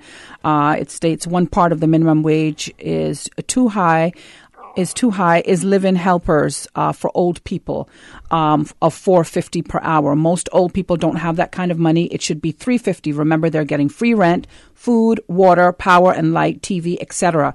Yet we're paying them, you know, the minimum wage, but they're getting all this other stuff. So the person wants you to, you know, bear that in mind, that there are some people, particularly who take care of our elderly, there are live-in helpers that get every bill paid for them, yet they're still making, you know, a pretty decent salary. So I don't know if you have any feedback on that. It's a legitimate concern. I mean, when you add up, because the theory behind those persons who are making $3.50 or $4.50 in the service industry is that the expenses are covered in other areas, and you have to make an equivalent or an equation to work out exactly how much value you're getting out of the living, the eating, the electricity, and the water, and all of that.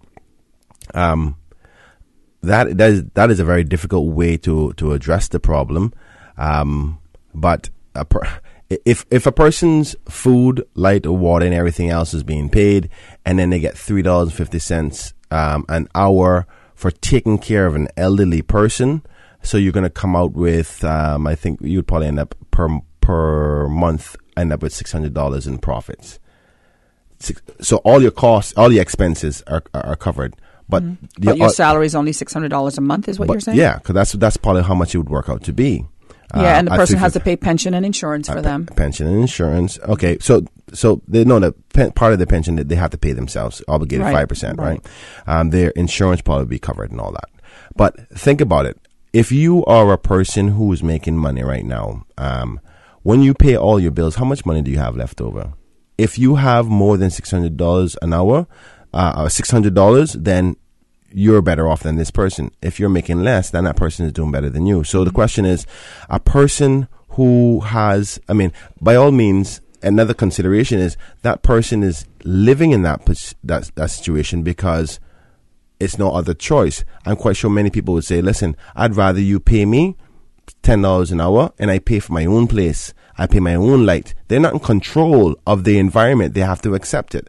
So there's both sides to look at it. But at the end of the day, the most important thing to me is to making sure that a Caymanian who needs care can get affordable care. Maybe this is an area where subsidization should be given to families who need care in respect to that $3.50. So if that $3.50 is the extra, maybe the government can say, I'll give you the $600 a month that will pay for the overage as long as you feed them and house them and pay the light and water and everything else. And then that brings down the cost for that Caymanian because, you know, our elderly needs to be taken care of. if I could, I want to respond to some of the things that was said in another caller. We need to take a quick break, and then we'll come back. Yes. We'll be right back.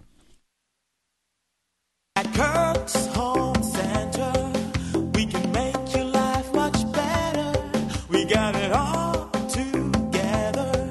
We got a great deal in store for you. This August at Kirk Home Center, protect your electronics with Power Surge Protector Strips for $8.59. Keep current this hurricane season with a portable generator for $286.79. Chef up your favorite dishes in the 14-piece Tefal nonstick cookware set for $80.69. Store yard items away and create seating space with a deck box for $89.49. Kirk's Home Center, we got a great deal in store for you. Are you kidding me? What's wrong? I ran out of my meds and I have an interview in about an hour. Why not call CTMH Doctors Hospital Pharmacy? They'll be able to help. You think so? Absolutely. Their pharmacists are brilliant for fast, efficient and professional service. CTMH Doctors Hospital Pharmacy provides you with more than just prescriptions. We strive to make your health our concern. We recognize the complexities of pharmaceuticals and the need to personalize your care. That is why we offer personalized one-on-one counseling. Call us today or visit our website at caymanpharmacy.com. At Seaboard Marine, customers often ask us questions about their shipments. Can you explain what a less than container load is for shipment and what your minimum charge is? Sure. A less than container load, or LCL, is any overseas shipment that does not require the full space of a container. At Seaboard, we have great rates for small packages. Just let us know the dimensions of your package and we'll help you out from there. Shipping shore to shore, Seaboard. Initiating system. For information that matter. For the record. With Orit Connor. Continues right now on Radio Cayman. Welcome back to For the Record. We had some callers before the break for Mr. Kenneth Bryan. He was talking about, been discussing minimum wage and the cost of living here in the Cayman Islands. And you wanted to, I basically answer or respond to some of the callers. Mr. Bryan, please go ahead. A good friend of mine called in, and I think he knows who it is, and somebody I respect tremendously. I love the dialogue whenever me and him meets up. We meet up, we always back and forth on the issue. So, and dialogue is important. I don't want this to the conflicting views to be seen argumentative, but it's when you're refining down, just like a judgment case. You know, the prosecution and the defense will argue their points and they come back and forth and say, but this counteracts this, and you refine. That's what dialogue does until we come to a collective viewpoint on things. So it's good that, you know, people have differing views. So don't be afraid to say, listen, Kenneth, you're wrong. I don't agree. This is why. Because if I can't justify a reasonable response to that, then you've won the argument.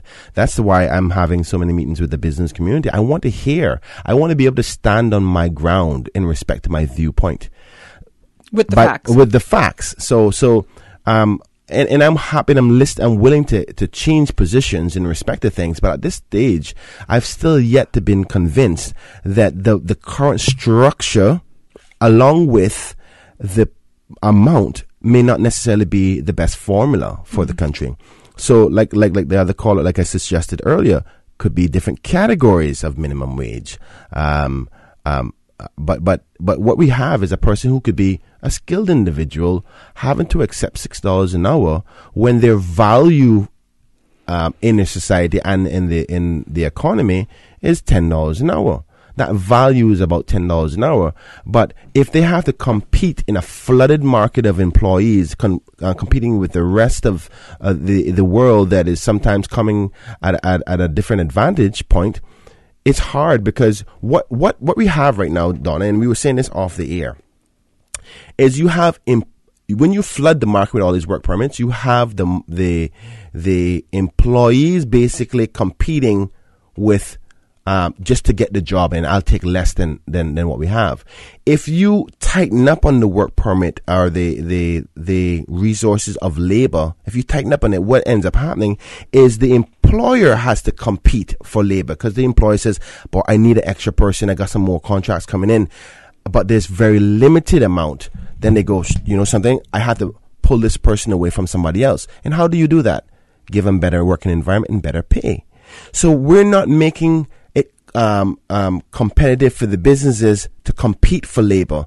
What we're doing is making the employees compete and beg for the jobs. So there's one job out there, and 5 Caymanians going in, or plus some work permit holders. And the lower you go in and you bid for the job, you're basically bidding for your salary. And you say, well, I can get you for $6, I can get you for $5, I can get you for $2. So if there's too many employees, which we see that there's lots of them by the work permit numbers along with the Caymanians, bidding down here, the number will always be low. That's why people are here with the degrees, master's degrees, working for $6 an hour from some other country. If you tighten up on that, and now by all means, I'm not saying do not allow the labor force or the employers to have the labor they need, but if it's justified. Yes. You know what I'm saying? I just don't see the logic of the justification for so many when we still have so many unemployed.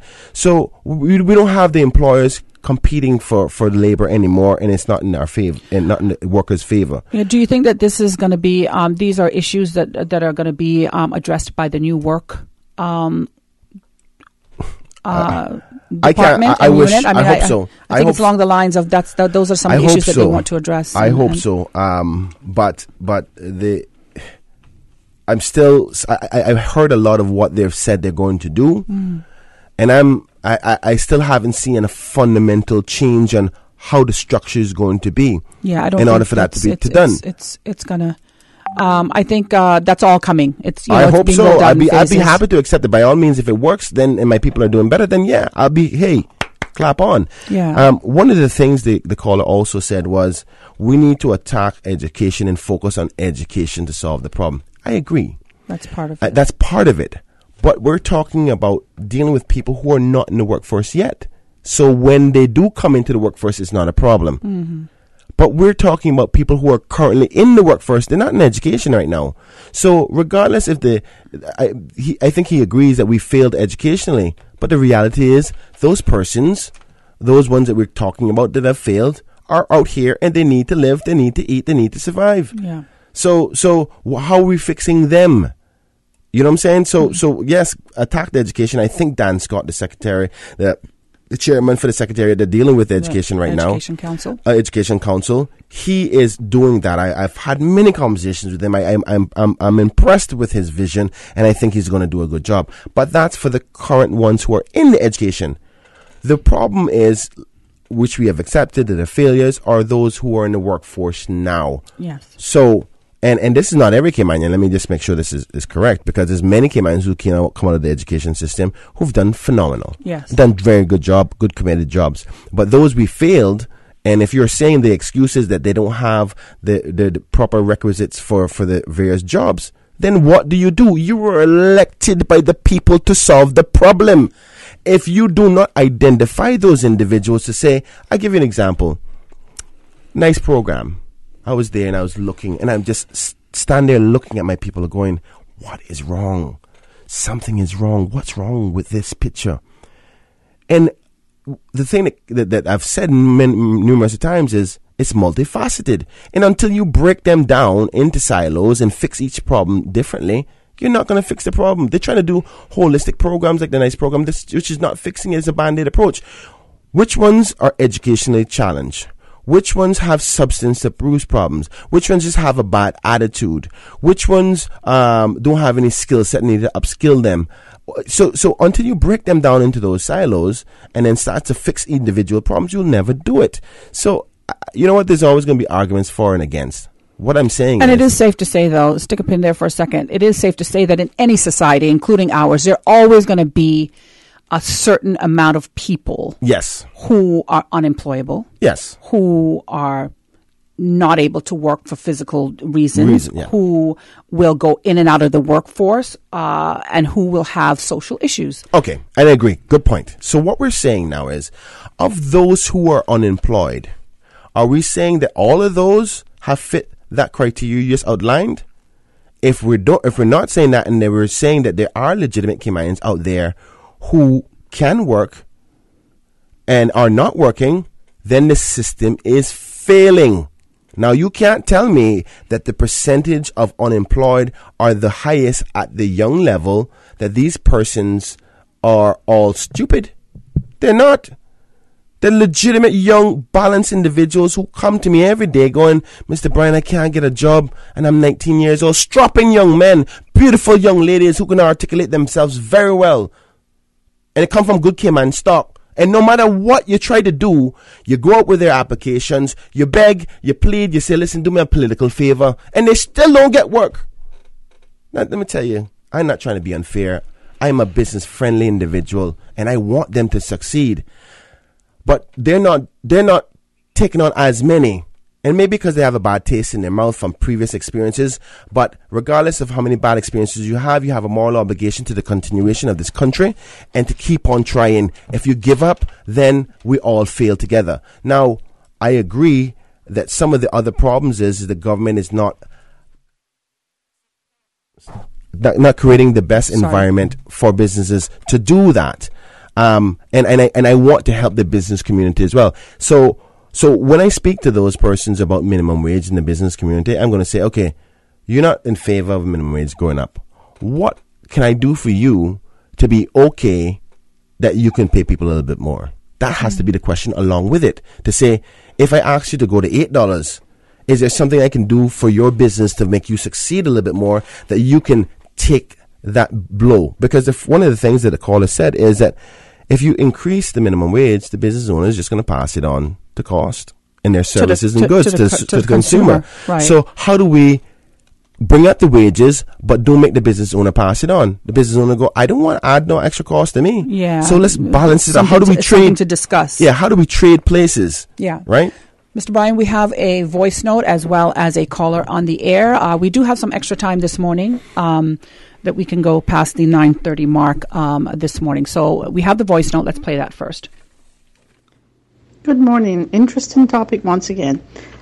I agree with the comments from Mr. Bryan, and I do think that his points are valid with regard to limiting the number of competitive businesses. And although not so that it wouldn't interfere with the actual employment of Caymanians. Also, in my opinion, if a company or a business is being started up, then the owners should know whether or not, or if they're already in business, they should have a general idea what it takes for them to make a profit. And the purpose of business is to make a profit. However, if you're going to make a profit on the blood, sweat, and tears of employees, then you should be able to be in a position to provide a reasonable living wage for the individuals who are working. After all, we don't live in a slave society anymore, and seriously, $6 an hour really doesn't cut it for most people. Additionally, I believe that it's possible that this minimum wage could be done in a category type system where for instance, domestics and laborers could start at $6 and then go up. And the other problem is once you set a minimum wage, then everybody feels that they can just pay the minimum wage, and then they're not thinking of paying someone what they're worth. That's just my 2 cents for the day. Thanks. Donna, I feel so blessed. That woman couldn't have said it any better than she did. I mean, she summed that up so quickly and so succinctly, and I thank her so much because it's exactly the reality. I can't even add to that, honestly. Perfect. But it's basically what you've been saying all morning, like she alluded to. We do have a caller on the air. Thank you for calling For the Record this morning. Do you have a question or comment for Mr. Bryan? Good morning, Donna. Good morning. Good morning, Mr. Bryan. Good morning. It's good to hear all two of them. Thank you. Listen now, I got two things that I would like to speak about, and please give me the time to do so. Ma'am, if you could keep it brief for us. I hate to ask you to keep it brief for us, but we don't have much more time on the air this morning, and I'd like Mr. Bryan to be able to respond to your question or comment. I do understand. I'll make it as brief as if I can only do one. I'll do it like that. Thank you so much. About the live-in helpers. Okay? Are you hearing me? Yes, ma'am. Yes, ma'am. About the living helpers. Yes, they get paid for doing the job of taking care of who they are hired for. But they also get, some of them, and I'm speaking from experience, they also get paid from the owner of that residence for doing housework also. But they're supposed to do their housework when the one that they're taking care of is sitting watching what they want to watch on TV and not what the one that's hired wants to put on. Plus, they're eating up the place. And all the other bills, all of the bills is covered because they are living now, And then they also get their weekends off. And when it comes to the 2 weeks off, they get that too. That's why some of them can't be around people for too long. Okay, now, Mr. Bryan, I got to give you some more praises now. When the LA is on and you put forth a private member's motion, and they let you go through until you finish what you had in mind to say, and then they can go up and they can talk about you did it the wrong way. But the thing about this is they're not doing anything different or better than you have been trying to do. So you are still there, younger than most of them being there. And you know what? You're doing a good job. And as I told you in November, Northern Reed and Parrots Week, across from the LA building, you keep doing what you're doing. And when they say they should stop you before you get finished. And then they should continue and do better than what they say that you have done wrong. Have a good day, and I love hearing you. And tell your mama that I say that I am the niece to the artist that you were living with in West Bay. Yes, ma'am. Thank you so much. All right. Thank you, caller. If I could quickly just say something, I want to say thank you so much. That not only did she made some good points, and I like the fact that she recognized a lot of things that I'm going through in the legislative process, and I appreciate her support. The one thing I took away from that, so what's right, they can take a little lighthearted is, and they're eating at the place. It just reminds me. That's something I've heard a number of older Caymanian people say. Yeah, they eating at the place. They're eating at the food. That's so funny. But on a serious note, though, she has a valid point, and unfortunately, that's one of those areas really hard to legislate and balance. And the contract of the relationship between the employer and the employee is a very sensitive one. Mm-hmm. And we need to help not only businesses, but employees as well as of understanding the accepted norms in our society of how that relationship should be regulated. Yes. That's what we're trying to do, because we want the businesses to succeed as well as the employee to succeed.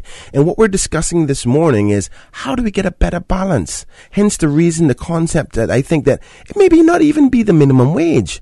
It may be that we're not making an environment good enough for the businesses to say, I'm making good money and I feel good making my employees make good money too. Yeah. So we're having a discussion about the minimum wage, but the reason for the minimum wage discussion is because we're seeing that the environment for the employees some of those employees are not good. So that relationship isn't working well. So we don't have to only speak about minimum wage, because what we're actually talking about is the relationship in the environment of that person who's not succeeding. Mm. So what other factors are chiming into that? And maybe it's because we're not helping the business owner succeed well enough. Yeah. Now, you may have some of those businesses who are just immorally greedy, but where does that balance come in? And let me tell you something before I sum this all up.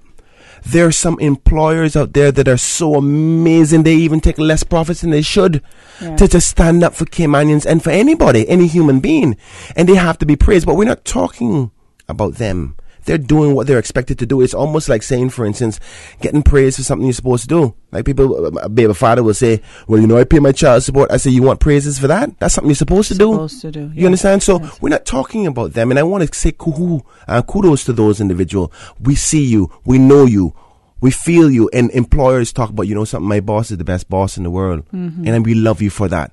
What we're talking about today is the ones that the relationship is not working, is the working environment and the employment environment and the business environment formulated properly that everybody wins. We have a wonderful economy, Donna. Nobody should be losing. Very strong. Nobody. Hence the reason, if there needs to be tweaks, then the discussion has to happen. Mm-hmm. Let's have dialogue. Yeah. You know what I mean? Talk about it. Where's the government talking about it? I want to know. I'm here on behalf of the people of Georgetown Central, and I'm talking about it. I may get it wrong sometimes, but I'm not afraid to make a mistake, because only by making mistakes you learn the right way. It's true.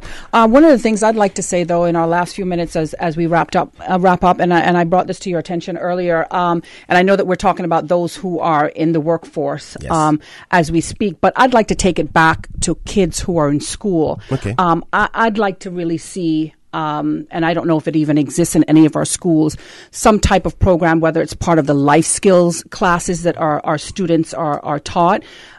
Financial planning and budgeting and all that should be a part of our curriculum. As a matter of fact, I'd like to add to that and say I think I'm aware of some programs for adults. I'm not sure how often they're held, but classes should be held across the island for our adults as well, because we come from a society where we've always been pretty much well off in that we help each other. It took a village to raise our children. We want better for our kids. Our parents wanted better for us. And, budgeting and financial planning was not part of all of that. So we have a society that's used to getting a lot and used to getting the things that they want, but sometimes we fail in knowing how to put it all together when it comes to budgeting our money and knowing that, it's more important to pay your bills first than to buy a new piece of clothes or to take a trip or to, and there are certain people in our society who that's the way that they live their lives. So I'd like to see those programs be put in place, because I think it's important for every person in our society, whether they're Caymanians, by paper or Caymanians by birth or those who just come and live here. We need to learn how to, if we have $1, we spend 50 cents, but we know how to save 50 cents as well. Agreed. And Donna, I think you're 100% right. I'd be happy to put a question to the Minister of Education on that in Parliament, in the Legislative Assembly. I don't think we need to do that, though. I'm going to tell you why. Because one thing I know about any forum I'm on, the government is listening, because they're very reactive. The reason why that they're talking about minimum wage now or bringing it up is because the pressure is being put on. When opposition talks about things and they say, oh my God, everybody else talking about it now, we better say something. They're very reactive. That's one thing Chris always said to me and taught me, Chris Saunders. He says, notice, Kenneth, you notice that every time that we bring something up, then they respond to it. We shouldn't have to bring it up. They're supposed to be doing it on their own. So I can promise you somebody's either going to call you or if somebody's from the education department is listening, it's important that the media and those who have effect on persons' understanding of the process knows these things. So if anybody from the education department is listening, and you can answer the question as to, is there any educational programs on budgeting on life in our schools? Send an email over here to Radio Cayman and let us know. And if you would like to send it to me, I would like to know as well, because it's important. But for the record, at candywacky.ky. But I'll add this. That normal process of education and budgeting usually comes from where? Usually from home. From home. And unfortunately, we're not getting that at home. And this is even why your point is so important, because we have to start asking ourselves the question, what are we doing as parents in the community, and what kind of parenting skills are happening? And is that a contributing factor to what's happening in the schools? So, but even if we acknowledge that it's not happening at home, and you think, I hope nobody is saying, well, okay, then that's the parent's job. This is true, but if it doesn't, parenting is a hard job. There's no books on parenting, okay? I agree. And for me, it's not. Some of the very parents themselves need that parenting as well. No, those classes that I'm talking about. Across in the town halls or wherever. There's a certain segment of our population that we just need. We need that help. Yeah, I agree. So what I was trying to get to, right, is that some may say that a parent's supposed to be doing that. But if a parent doesn't, then somebody has to, because it's so vital to life, right? So I'm expecting that the education department is going to say to me, Kenneth, yes, there is. And it's across all of our schools, including in the private schools. If there isn't, then expect some sort of noise from the elected member of Georgetown Central on that. Because it is very, very important to say, live within your means. Because sometimes success or failures is determined on your balance of your life and your expectations. And here's the other thing. What was okay for your parents and how they behaved back then when the economy was booming, everything was good, can't be the same for your 18-year-old son or daughter today. No. Times have changed. Times have changed. So you're even here's an example. That parent may think that they know how to budget, but they used to budget back in the day when things were good for them. Today's budgeting is totally different. So we have to constantly re-examine that as parents, as community leaders, and within our education system. So I agree with you. We have to do that. And I hope that the education department is listening and they will offer up some information. And if they haven't, then they start to introduce. I'll have a word with Dan about that. Okay, we do have one final caller, and then we're going to wrap up the show with Mr. Bryan here this morning. Caller, thank you for calling For the Record. Thank you. Well, Good I've been morning. here to be the last call. Good morning. Good morning. Good morning. Yeah, this interesting topic this morning because it's covering a wide range of things. And, I mean, Donna just mentioned something a while ago and said that, there are no, I think she said there was no books on parenting, but I think I want to correct that. I think there are tons of books on parenting. Tons of books, but nobody's ever perfect as a parent, is what I meant to say. Yeah. So, I mean, yeah. And another thing you guys mentioned earlier in the program about like people getting out of school and some people not fully educated and all that kind of stuff. I think that the reason behind that comes from so many different places. But one of them I want to mention today is that some children do have learning disabilities, and it's not being picked up at a very early age, and it's not being looked at. I don't know what kind of facility there is in Cayman Islands for something of that nature. I know growing up, I didn't really have that. I didn't hear of that here, but I do know that there are children here still who are not reading. And when you look deeper, and I've come across some adults still who had that problem in school, and it's from me looking at it, seems like it's a learning disability, but that is not being addressed. So sometimes it's not so much the children can't read or the teachers can't teach them, it's that the children are really not really getting the correct resource that they need. And so like, it's coming from so many different places from my point of view. But my last thing I want to mention is that it's Kenneth about, like kind of curtailing on the jobs that are being offered, like work, like he mentioned, like how many car wash places do we need, but I don't think you should monitor it from that point where you just don't issue permits for that kind of thing, because if the market is if it's working in the market, then it's working. So it doesn't make any sense. You might think that there's 10 and that's too much, but if it's working and people are making a profit, then it's working. I would say to Caymanians who are looking for a job, who are 19 years old or whatever, if they can start up their own business, then that's one way of them getting money in an area that seems to be working. So that's just my input on that. That's another way of looking at it.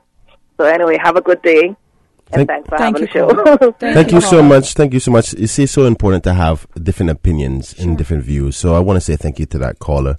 And for all the other callers today, though we may not always agree, it's good for other persons who are listening to say, I didn't think about it that way, or I didn't think about it this way. Even me as a representative of the people, I may not have thought of it. That's why it's agree to disagree even. So it's important that we have dialogue. So I want to thank that last caller for calling in. But I want to say about the education part.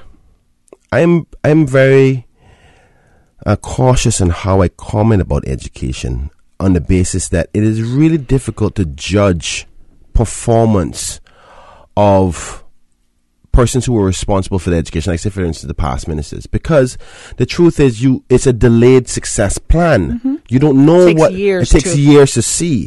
What I'm seeing, or what we've seen, because the topic of education has been on the lips heavily on the people of this country for the last 8 years. After the downturn in the recession, it really hit home, where people going, I need better qualified and questionable of when things got hard is when people start to actually look into the true qualifications or abilities of Caymanian laborers. Mm-hmm. So it's been on the lips of everybody for quite some time.